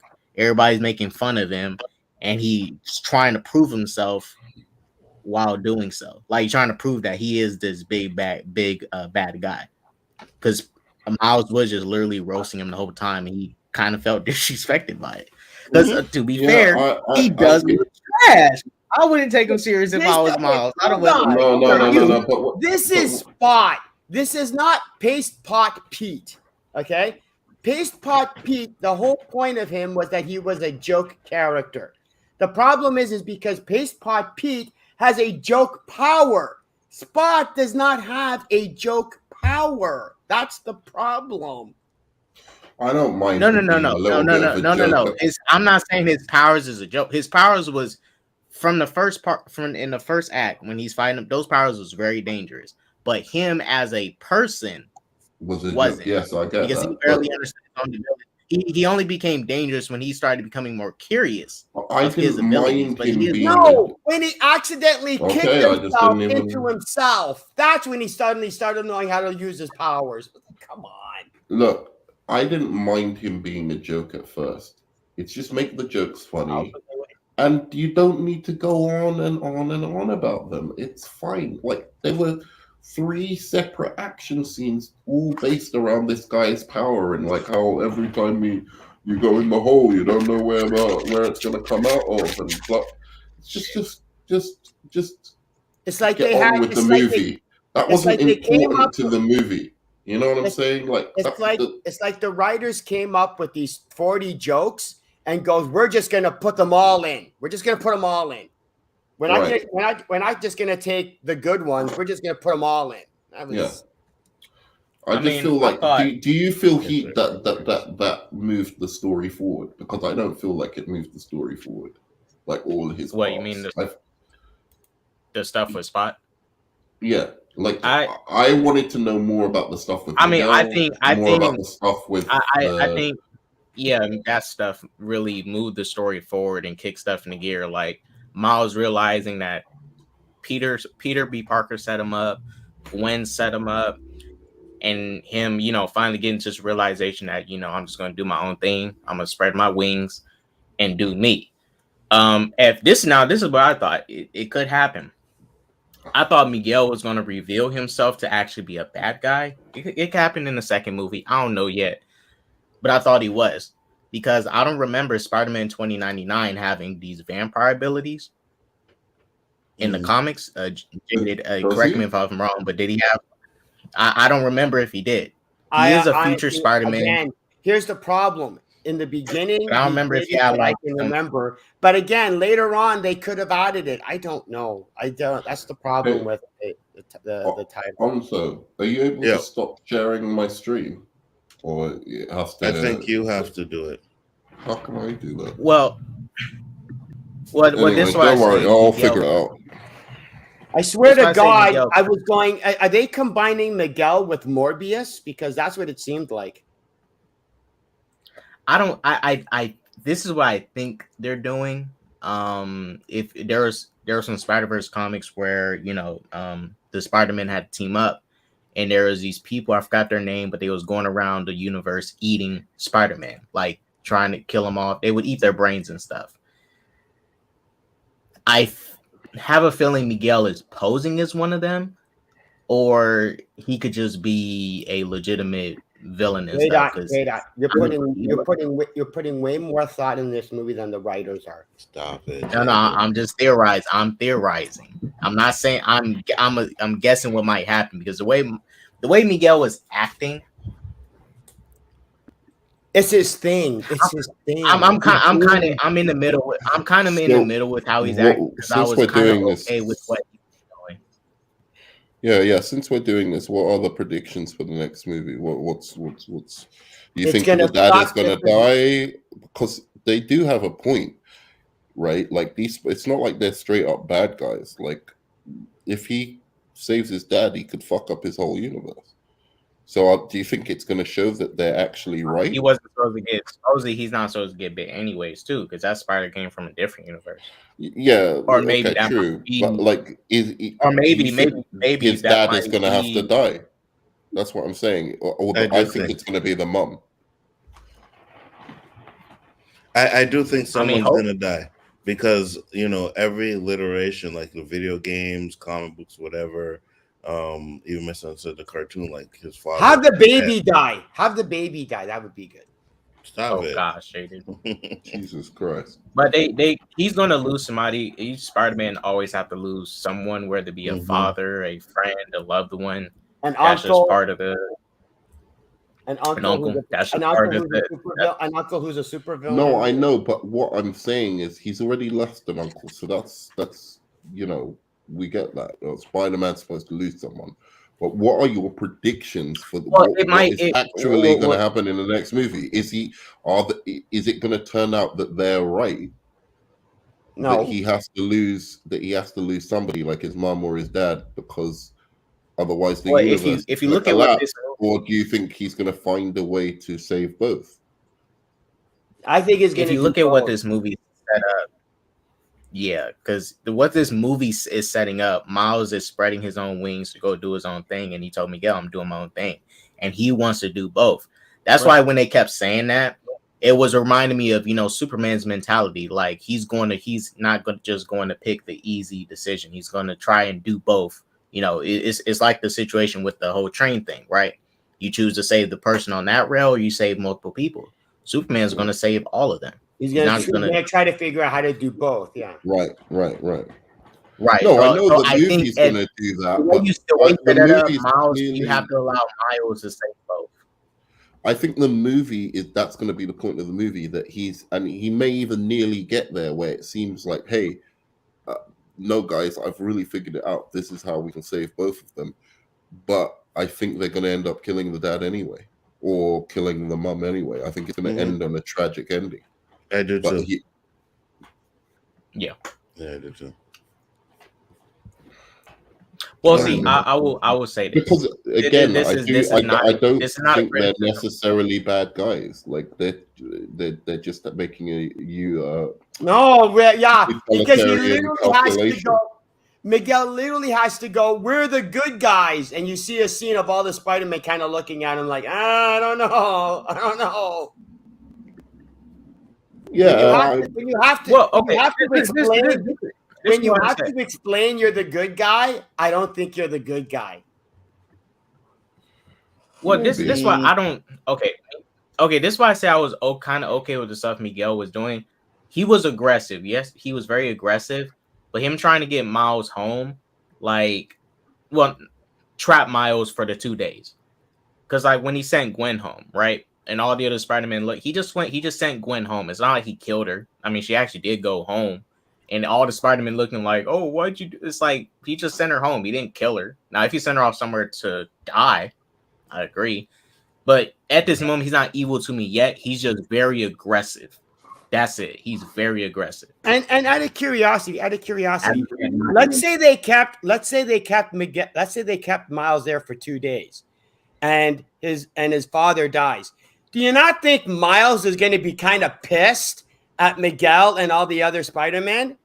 And that's not going to change anything. That's that's an origin issue right there. It's like that's a key element. But no, apparently that's going to be fine. That's not a problem. Well, yeah, that I didn't agree with. I didn't agree with, because I agreed with Miles with, I'm not like, if I was in his position, you guys are talking crazy. Why would I let my dad die? You guys are being ridiculous. Not going to stop right. it. But even if they held him, right? If they held him for the 2 days, it's not going to do anything. They would have just sent him home.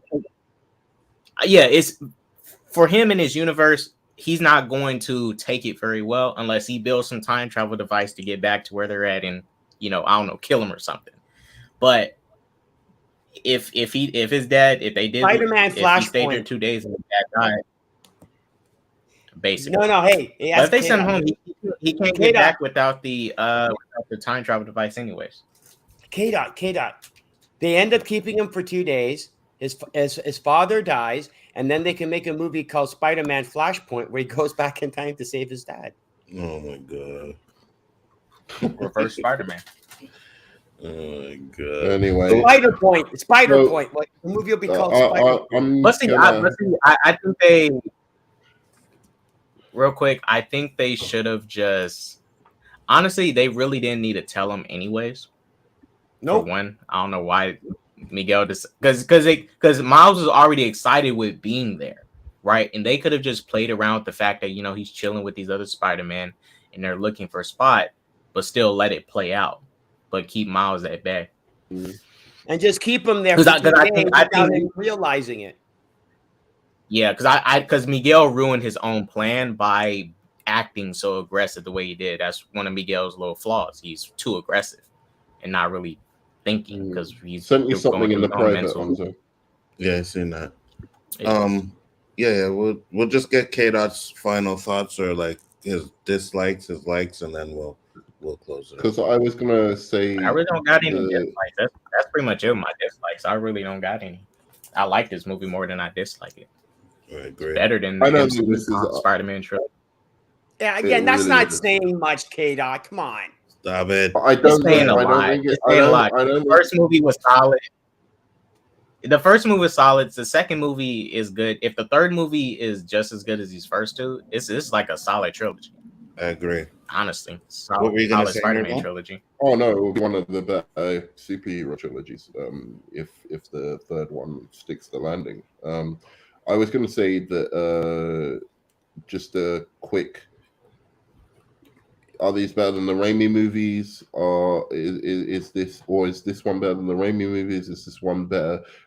Do you take anything away from it, given that it's animation, so they can get away with a lot more than live action? So you give like the live action ones a little bit more, because come on, man, like look at the animated like DC movies. That shit's fucking on lock, but some of the shit they do there would be super expensive to do in live action. So, just your thoughts on that. Never mind. This is why looking at this movie and looking at something like No Way Home, which is a Spider-Verse movie, and I look at the third act, and I'm like, we have the technology now to like pull off this type of stuff. I'm not saying there should have been like thousands of Spider-Man in No Way Home, but just look at the third act, that final fight. Yeah. If I'm looking back at that shit, was kind of weak. It was like this was a action-packed Spider-Man. The whole film was weak. I I never understood why you capped for that movie in the beginning. I mean, I was like, I didn't cap for you're it. gonna I watch like Across a B the or something. Spider-Verse and be embarrassed by like a B. Oh, actually, it is a kind of B minus, but anyway, It's better than Homecoming and Far From Home. That's not saying much, as JD And likes to say. And it's better than the Raimi ones. I love how you guys are comparing. It's better than the Raimi. Now. I love the movies you're comparing them to as if they're actually worth comparing to. It's better than the Raimi ones. It's not even better than Venom 1. What are you talking about? What? Wait, it's not better than Venom 1. No Way Home is way better than Venom 1. There we go. Let's get this guy out of here because Jada said some fucked up shit. Amazing Spider-Man 2 follow. Nerdman is fucking talking garbage right now. It's a little bit better than Morbius, I'll give you that. Oh my god. It is way better than Morbius. No, I'm joking. It is better than Morbius. I said it before and I'll say it again. The only reason you guys hated the Morbius movie is because it's a better Batman movie than the Pattinson one. Facts. I'll agree with that. I knew he was going to say facts. I'll agree with that one. I'll agree with that one, Jaden. 100%. I agree with that one. I knew he was going to say facts on that one. Oh my god. So even after telling me about being hyperbolic, he's such a little bullshitter. Let's get K-Dots likes before we head out. K-Dot, what did you like about this movie? I like Miles' little story that he had, him trying to discover what he wants to be. This struggle to tell his parents about his secret or not. I did like the animation. Thought it was way better than the first movie. That glitchy stuff that they was doing at first with the frames was not happening as much in this movie.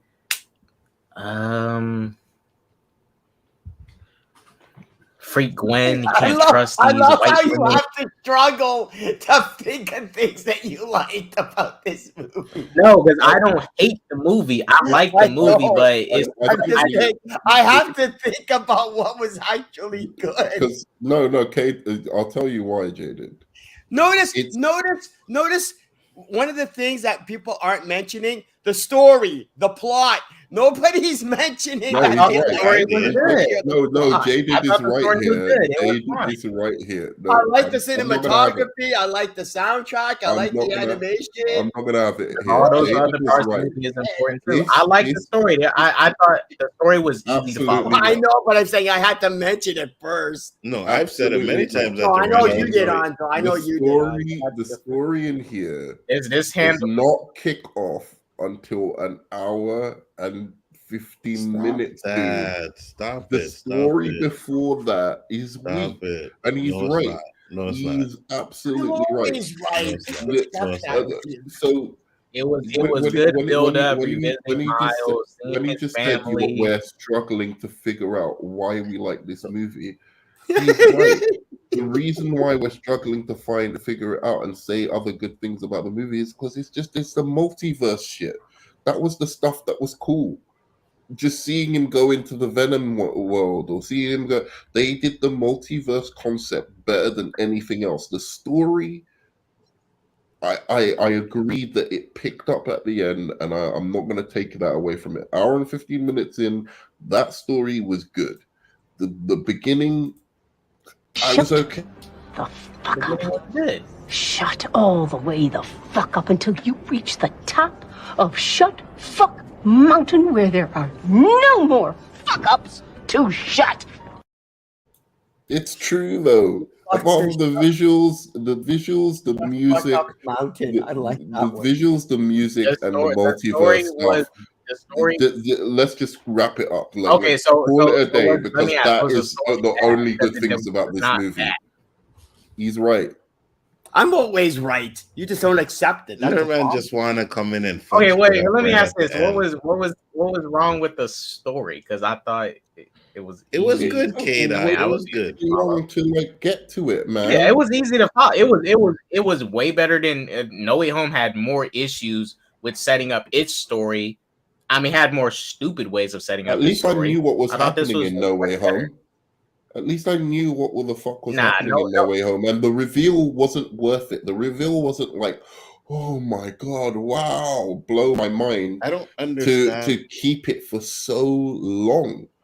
I don't understand how it is you had such a problem understanding what was going on in this movie. I don't get it. I'm just telling you, man. I'm telling you, it's look, look, I'll say once you get to the spider little the place where they meet at, it can get a little bit Miguel's Earth. It can get a little bit too bloated, but that's just because it's the amount of characters you got on screen and them trying to get it, squeezing all these cameos and allow some of these characters. Oh, shouts out Ben Riley. I was not a big fan of them shit. Wasn't he well done? Shouts out Ben Riley. I love the art I loved how the art was different and it was very distinctive of the 90s art style. Right. Cool. And that's what's awesome about the movie. The story itself is the weakest aspect of the movie. I'm just saying. No, it's not. I'm just saying, bro. I think the third one's gonna be better. The third one is going to be better. You mark my words. Like the third one, it probably will. But this was not a going to be able to pick off from a point where you know what the fuck is going on. The reveal wasn't good enough that you had to wait all that long, and they didn't sprinkle the significance of what was going to happen enough through the beginning to make it into like a mystery. Like, oh, this is a mystery. I'm trying to find out why they don't want Miles or something like that. They didn't sprinkle that in enough for you to care about that shit. But I'll say this. I'm not trying to say it's fan service in the way that No Way Home was, because I just think that was cheap. This did it better than anything I have ever seen in terms of movies. Like when you're talking about multiverse, fan service, whatever you want to talk about, this did it way better than any other movie. And I appreciate that. The artwork, incredible. The soundtrack, incredible. Story, that's uncool. I'm just saying, bro. The story could have got there quicker. And that's why I like the first one more. Man, I liked it. I watched it 3 times already, and I thought the story was great from start to finish. I didn't have a problem understanding what was going on, because you basically get the idea that, Miles, because you read Spider-Man comics. No, really. That's not fair. No. I have to agree with Anjo. Because you don't need to read a comic. Look, I didn't read the Spiderverse comics because this is different. This is very different from Spider-Man like lore. Like Miguel's not leading the thing in the comics and stuff. But just when we watched No Way Home and we saw how they get this multiverse story kicked off, there were so many issues within that. For example, that was trash. Peter being so dumb that when Doctor Strange said, everyone's going to forget, Peter's like, everyone? Yes, everyone. Everyone means everyone. You're a genius. You're supposed to know that everyone means everyone, or whatever. And then the rules with the spell. Doctor Strange, it was said that everyone who knows who Peter Parker is comes to the portals.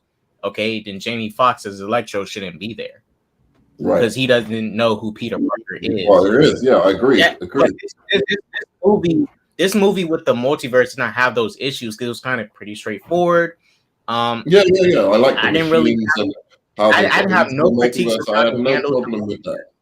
I had no problem with that. No, how they got into the multiverse. That's why it was done so much better than because it's more confusing in No Way Home when it's doing it on a smaller scale too. This did it on a bigger scale. I think the issue is that, again, I don't think it was confusing. It was just that it was all set up.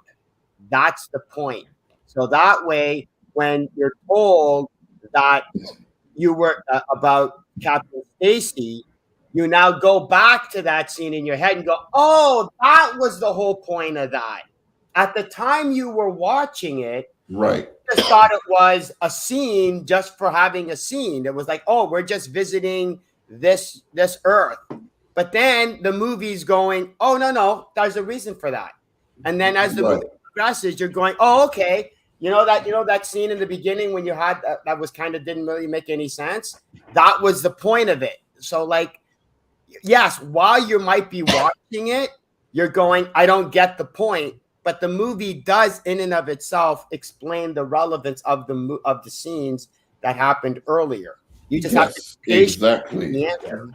Exactly, and I mean, that's my problem. I've got ADD. I know, attention deficit disorder. Yeah, but so if it was a like, Shazam movie, you would have been eating it up. You wouldn't have had no ADD. Yeah, I mean, like in the Shazam movie, why did we have to wait an hour into the movie before he actually finds his mother? You know? That's not really what the movie's about. The movie's about him facing Savannah, and you find out about Savannah quite early on. You know what the story is. It's quite clear. DC bias. As you said, Jaded, I agree with every word you just said. The movie is better on a rewatch because you know what all the earlier scenes are about. But it doesn't strike me as a mystery. Like, there are movies like that where you're like truly invested because you're like, oh, what is the mystery going on? What, right? And once it's and they establish the movie's tone as being a mystery that you're trying to figure out. No, they don't. That's the thing. That's what certain movies do. They're called suspense movies. This was not written like a suspense movie. It was never meant to be. Yes, exactly. I don't think it was ever meant to be a mystery. Exactly. So that's why I'm saying the fact that those scenes didn't feel like I didn't know what I was watching. I'm telling you, for the first hour and 10 minutes, I was enjoying it kind of. And I certainly was enjoying all the cameos and the weird artwork and all of that stuff. But I genuinely didn't know why I was sitting in the audience until an hour and 15 minutes. Oh, I was thinking that in the first 10 minutes. What are you talking about? Well, I didn't think there was I didn't look at this as a big mystery movie. I did. It wasn't, but yeah, I wasn't. I mean, I don't think nobody's implying that it was, but I will say the setup for the stuff they was hiding from Miles, I think it could have been done a little bit. Okay, I think planting the seeds of this relationship between him and his father more they showed moments in the first part, in the first act, where Miles, after he stops by, he's talking to his dad as Spider-Man, having heart to heart. But I think once you get to figuring out, okay, what they've been keeping from Miles, I was kind of like, I mean, yeah, Miles and his parent, they have a good relationship, but I didn't really feel like they set it up. I feel like there could have been more hints of, okay, it's going to be Miles' dad that has to die. That was like out of nowhere. It kind of felt out of nowhere. I wasn't mad at it, but it did feel kind of out of nowhere. It did. So here's the thing about a movie with a twist in it, right? This movie has a twist, right? We can all agree that. Like, for this halfway point is like a twist, right? So it kind of turns on its head what the situation is with Miles and the rest of the characters that he's known so long. A good movie with a twist where you understanding what the former scenes are about, or being engaged in the scenes before the twist is revealed. A good movie with a twist should get you feeling like you want to figure out what the twist is. So you take this Ghost movie with Bruce Willis. Immediately, about 15 minutes into it, you're trying to figure out with Bruce Willis, what is the twist here? No, you don't, because you didn't know. You can't, because when you're watching it for the first time, you don't know that there's a mystery to be solved. Facts. That's the thing, Nerd Man. It isn't. Are you serious? Yes, because you don't think that people watching. What is it called again? What is it called again? What's the name? So we do. So Sixth Sense. You don't think that people watching The Sixth Sense, even for the first time, were trying to figure out, along with Bruce Willis, what is going on with these ghosts? Right, what's going on with the ghost, but not with what's happening to Bruce Willis. Right. There's no reason to think the movie literally. All right, maybe sets that's a it bad up. example. Yeah, that's what I'm saying. The movie literally sets it up that you have you never question Bruce Willis's character.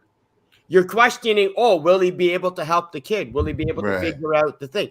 Once you get the reveal, then you're suddenly backtracking, going, oh, it was a mystery all along. Yeah. Okay. All right. Same thing with this movie. Perhaps a bad example, but the point being, a good movie with a twist like this should be getting you to think, what's going on? But it's meant to be a twist. That's what keeps you engaged in the story, and that isn't what happened here. I don't feel like. Yes. Erman, let me ask this thing. Well, hold on, wait a minute, let K-Dots speak. Okay, go ahead, K-Dots. Sorry. For me, I think the bigger twist, and it kind of makes sense with how they ended it, was when Miguel revealed to Miles that he was a anomaly, right? Right. Because I think that was set up better. I think that was a better setup of a twist, because in the beginning you have Spot trying to have Miles remember exactly what happened. He's telling about the spider that came from a different universe. Miles isn't putting two and two together about that. But when Miguel finally tells him, you are a actual anomaly, and then at the end of the movie, he ends up in the universe Earth 42, where that spider was supposed to stay at, and he meets his self that was probably supposed to be Spider-Man, but it ended up being Prowler. Yeah. So I think that twist was set up way better than the dad.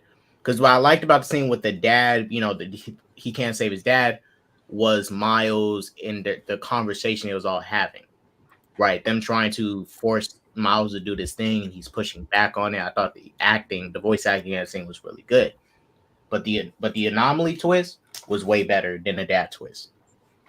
And you were gonna say, Jaded? Well, now I forget what was, because I was just gonna reference what K-Dot said was the idea is that it wasn't meant to be. It's not a twist ending. Whereas in such that it was a red herring the entire time, and then all of a sudden the whole movie's trying to make you think that this is the problem, and then all of a sudden there's a twist ending. The twist was you never knew there was a mystery in the first place. So when they do the reveal, you're going, oh, I didn't know that there was supposed to be that in the first place. That was the twist ending, not that it was a red herring and it made you try to figure out the problem. So like with what K-Dot said with the anomaly, right? You have it that Spot explains how Miles actually ends up getting his powers. Well, when you're told that, it doesn't. We're going, oh, okay. He's just giving exposition about his origin story. There's nothing else to think about. But then once you get to Miguel explaining the significance of it, that's when it becomes important. But you didn't know it was important when Spot was giving the exposition. Yeah. Found out Fair it was enough. important. You found it out later. Again, I'm not trying to lessen the movie because of this. All I'm trying to say is I feel there is a good reason why you struggle to talk about like what's good about the movie, because it's really easy what's good about the movie. Soundtrack, visuals are like fucking crazy. And this multiverse stuff, I don't think the story is the best part of the movie. That's all I'm saying. I think the story that I agree with you on that. The story going forward, you'll see in the third movie, that's when everything is going to coalesce together, because as Jaded was saying, half this movie is set up. And setup is never the most interesting part of the story. You see, I disagree with you guys. I don't think it's yeah, go ahead. No. I was just gonna say I don't think it's all just set up, right? But there's character development in there. There's the family dynamic, right? They're showing all that stuff in there. The family dynamic was but again, it wasn't. All that stuff happens in the last 20 minutes of the movie, is what I'm saying. You have to have that first hour and 15 minutes of setup, so that way at the end of the movie, when Miles actually ends up telling the wrong mother, it has value. When he sees like all that's why I'm saying the first hour of the movie is all set up, and then the last 20 minutes is the payoff for the setup. Well, you see, this is the thing. All movies have setup in the beginning of it, right? So there's Right. setup in it, but it's not just completely set up. You guys are making it seem like the only thing that first half of the movie and it felt like Dune. This was not Dune. Right, it's not. Anzo, remember Dune? Dune did the same exact shit. Yeah. Dune was boring and it was sucked. Right. This movie was actually good. It was entertaining because I compare this to like even because something happened. If you're gonna compare it to Dune, that's not fair. Yeah, I think. All right, best I'll use 2 other movies. I'll compare it to Dune. I don't give a fuck. Dune was garbage. You can compare the Eternals. You can compare the Eternals to Dune, and because the Eternals actually had something happening in the movie. Yeah, it probably was. Eternals was trash. Yeah, but go ahead, K-Dots. What better examples? Because these movies are legitimate part ones or something. Star Wars Episode 7 and Man of Steel, right? When we watch both of those movies, now I think Nerdman likes it, but when me and Anzo for sure watched it, we ran into some issues with Episode 7, right? And everyone was saying, hopefully 8 explains and fleshes out some stuff. That's how majority of people felt about 7. 7 was not really that good. Star Wars Episode 7. Oh, which one? Wait a minute, Anzo. Isn't your favorite Attack of the Clones? Oh, no, my favorite is Revenge of the Sith. Revenge of the Sith. Okay. Yeah, but go ahead. Force Awakens was boring. Yeah, you're right. But when Force Awakens came out, a lot of people said, and there were some people I knew that was doing, YouTube and stuff saying it. Hopefully, Episode 8 fleshes out and adds things to this movie that can help make it better. Because when you walked at Episode 7. It was not even good on its own. We knew it was a part 1 setting up this trilogy, but on its own, it wasn't good because you walked away with too many questions. I have questions about what can happen, but not like Episode 7. Because I was like, I had way more questions, too many questions about Episode 7. Now, to be fair, that's me. If some people probably didn't have as many. And majority of people walked away from Episode 7 with too many questions, questioning the movie. And when Episode 8 came out, it destroyed 7. And because they didn't give us no payoff with what they gave us, right? Right. So one of the biggest questions, I agree with you, is Snoke. Like, who is Snoke? Where does Snoke come from? Where is this guy? And then when the second one comes in, they just kill Snoke and it was done. Kill him off. As an example, K-Dot, as a question, K-Dot, you were saying you were hoping that they would answer questions. Did they answer any of them? No. Okay, then. Wait. This is what I'm saying. You guys, when it comes to these movies, you guys keep going. I hope the next movie answers them. They never do. Jada, which movie are you talking about? Episode 7 or this movie? What are you talking about? What do you mean? The answers. You asked them a question. Did you get any answers? Were you talking about this movie or Episode 7? All of them. All of them. Every movie that you go, this movie answers them. They never do. We don't know, Jada. We don't know what answers this movie. Look, I don't have that many questions, but like I don't question. Oh no, I understand. No, I'm not comparing this movie with the Star Wars movie. I'm just saying is that a very common theme with a lot of these movies, especially when it's like a series.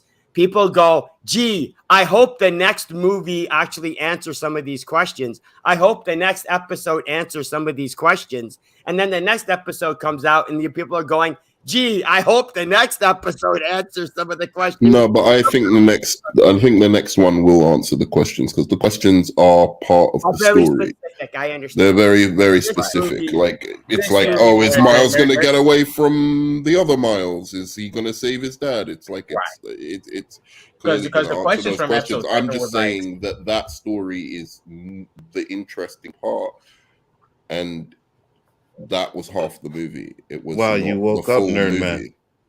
Yeah, I fell asleep with you guys chatting away about some. It's all good. We're gonna close it out. Let's get your ratings and then call it a night. I'm giving it a 9.5 out of 10. Oh my God, Nzo. Yep, 9.5 out of 10. Preach. I'm even inclined to give it a 10, to be honest with you. You know what I mean? The only reason It might as such well. a Marvel fanboy. You know what? Yeah, bro. you know what? I'm gonna give it the 10. I'm gonna give it I'm the 10. gonna give it Yeah, 10. 100%. You are a I'm Marvel. gonna give it the 10. Marvel fanboy. You know this is an MCU, right? And yeah, and it's great. You understand it's not This is better MCU. than MCU.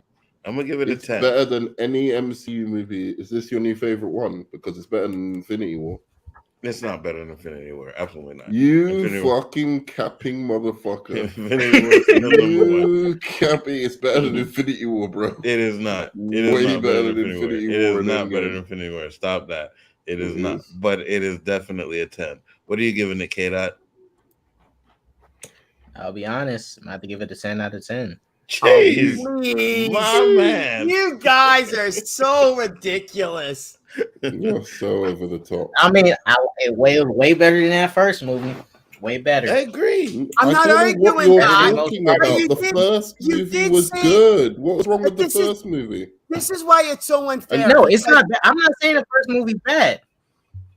Yeah, But I know, it's but better you're than acting the like first there's movie. some inherent flaws. That movie's almost. I'd give that movie a 9 out of 10.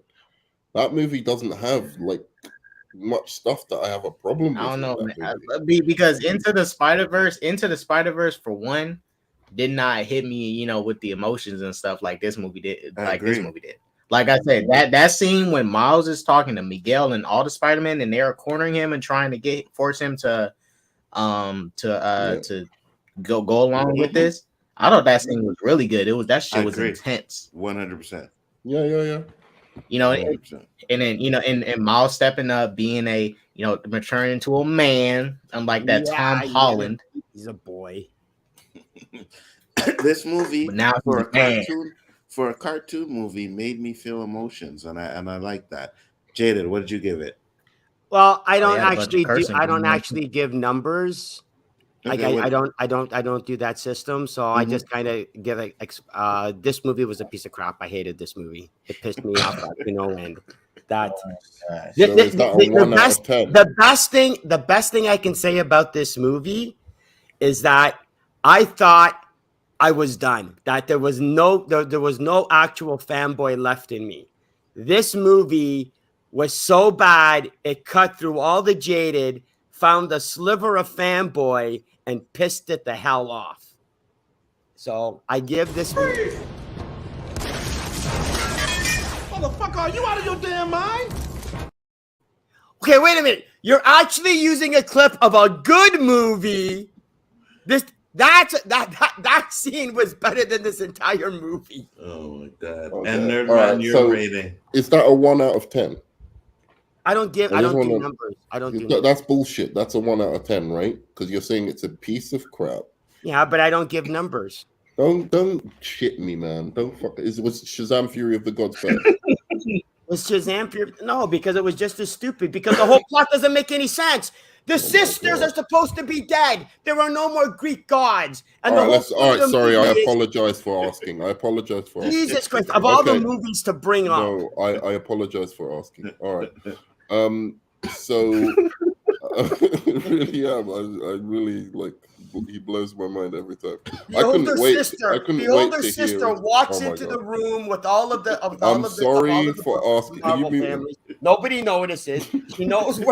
She apparently knows where the apple is, even though she's never been there. She knows where the secret door is. I mean, give me a break. Yeah, I agree with you, Jaden. Of course you do. That's why you let him continue on with that stupid exactly. Anyway, You're lucky you didn't say Wonder Woman. It's gone up for me on second viewing. I was originally at a 7.5. I'm now going to give it a 7.55. No, I'm joking. No, see, the problem is Nerdman's conflicted because I brought up some points that he can't dismiss. So now he's going, crap. I did like it until Jaded opened his damn mouth. No, he actually heard you and said, "You know what? I'm going to give it a higher rating." So what's your higher rating, Nerdman?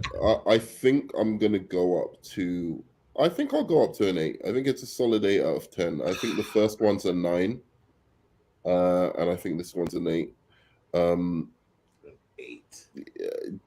Because I can enjoy the movie more now I know what happens.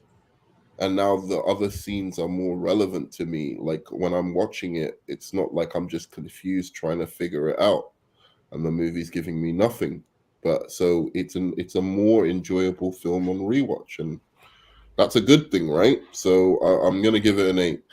I liked it quite a bit, but as we said, with Jaded, he kind of clarified my mind a bit because I was a bit confused about what is specifically I like, and then I was like, I've just got to admit it. A higher score. No, I had to, throw up my hands and just admit it. I do like the fact Miles had growth. That was one of the things. I do like the fact that it wasn't just him doing stupid stuff that made the plot go forward.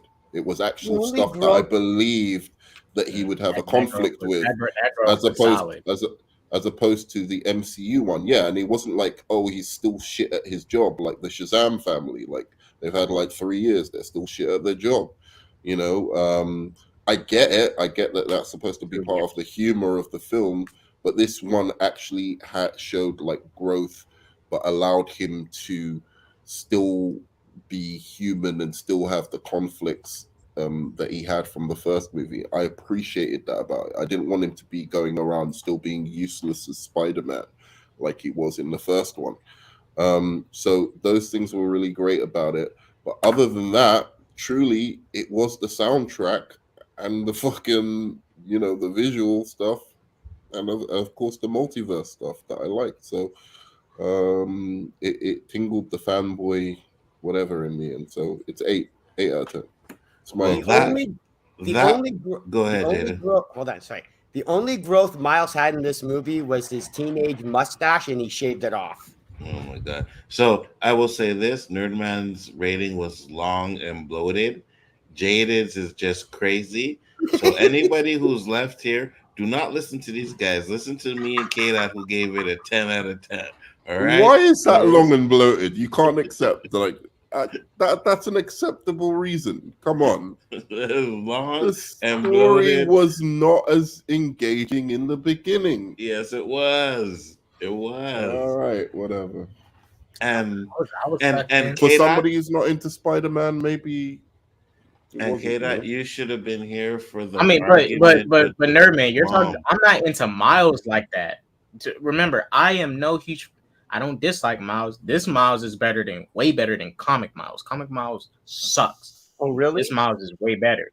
Oh, okay. But I'm not saying you're into as a person, but the fact that you are into Spider-Man in general helps you be invested in the movie. No. Why? Because there's no actual Spider-Man in this movie. It's supposed to be a Miles Morales movie. No, because I was not as invested into the Spiderverse. I really wasn't. This movie got me. Really? Into the Spider-Verse. All right. Anyway, you were gonna say something, Nzo? Yeah, I don't remember though. Oh, okay. I will say that it was a great show. I mean, we've been going for 3.5 hours. Oh, I know what I was gonna say. K-Dot. Okay, so let me ask this before we go. I gotta ask this. Kida, did you have an issue with the moms having a problem with them going to Princeton?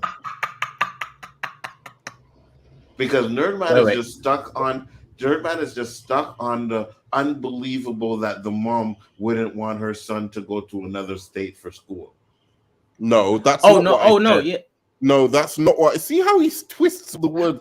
I said his mum would have a problem. What mum coming from a working class background is going to have a problem with her son getting into an Ivy League school?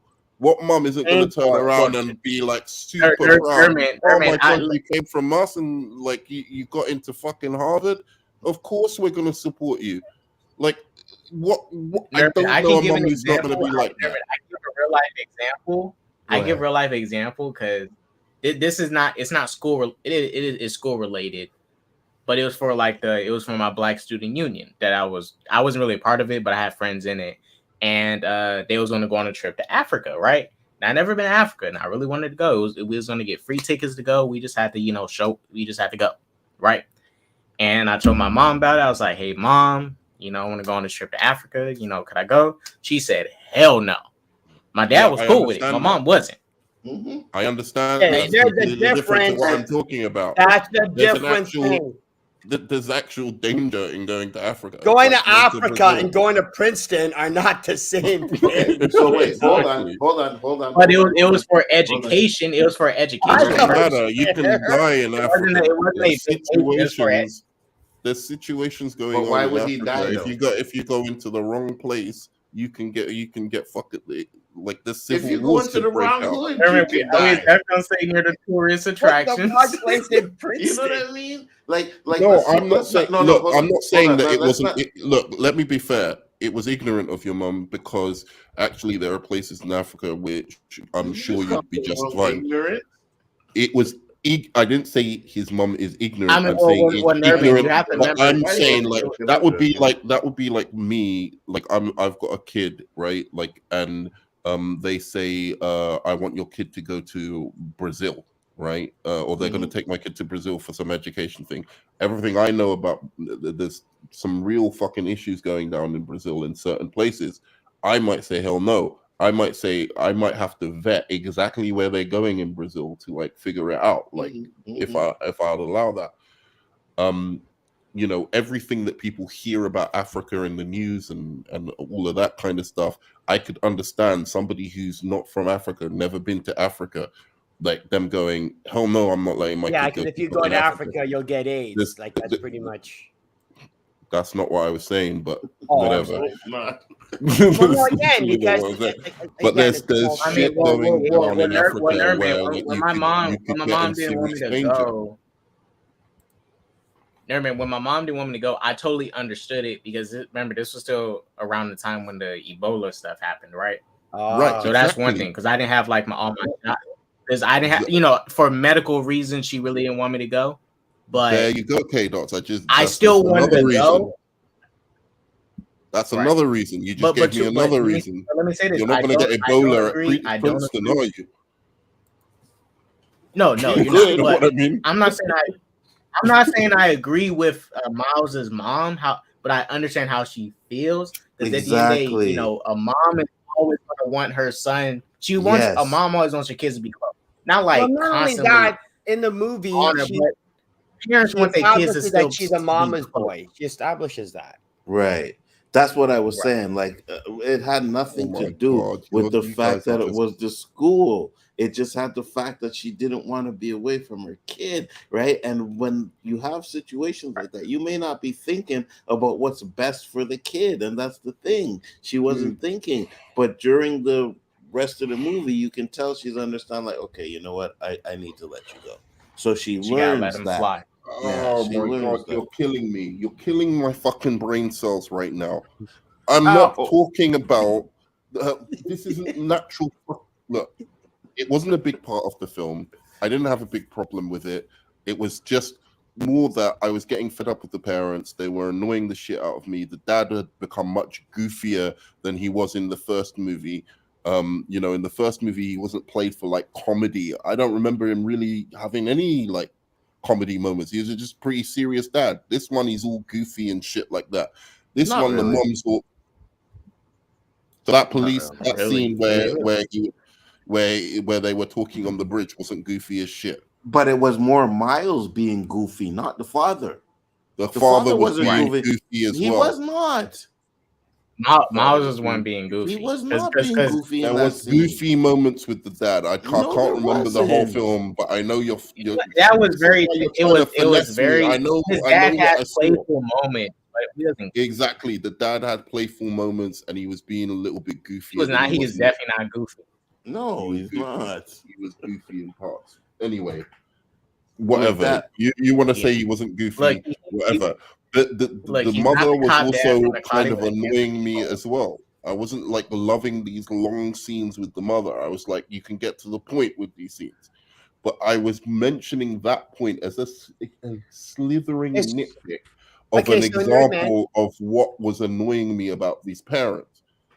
Like, I just didn't need to see. I was more endeared to them in the first movie. They didn't need to keep harping on. I got it even from the first movie.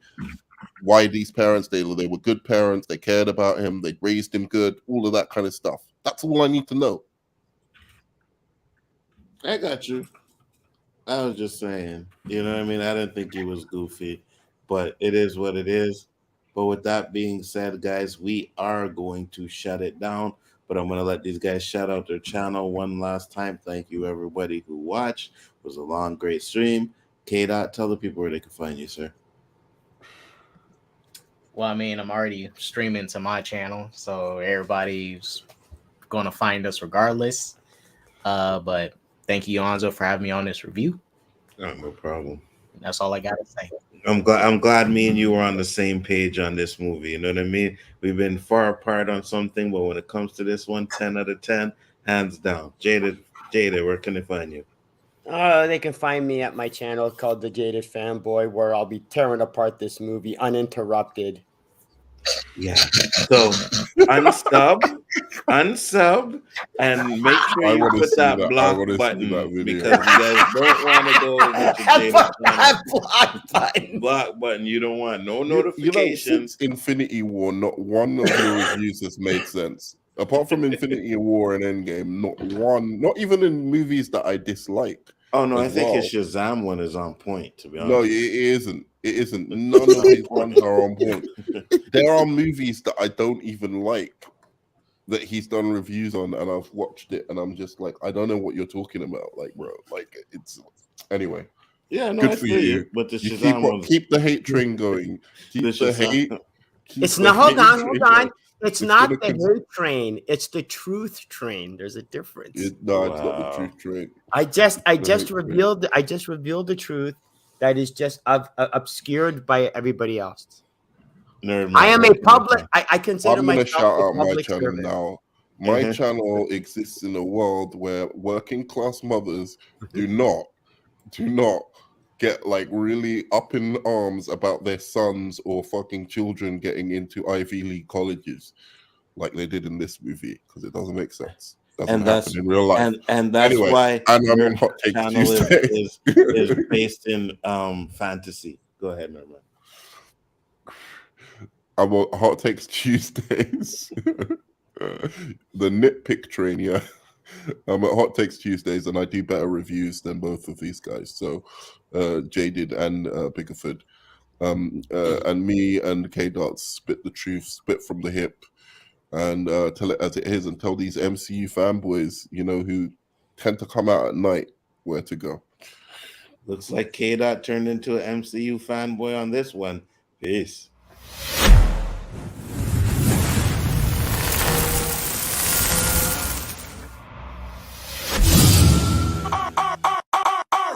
Real bad man, now we paper guns. We take dancing to a higher rank. With pen pound and with pen frank. Shut up a new dance and a Jamaica and drunk. On the river, on the bank. Kick out the shoes because you put them your camp. Stay in the river, on the bank. Shut up a new dance and a Jamaica and Bronx. Yeah, down the flank, we are go down the flank. Like a baller, we go down the flank. You're cheap, pretty young, get in your tank.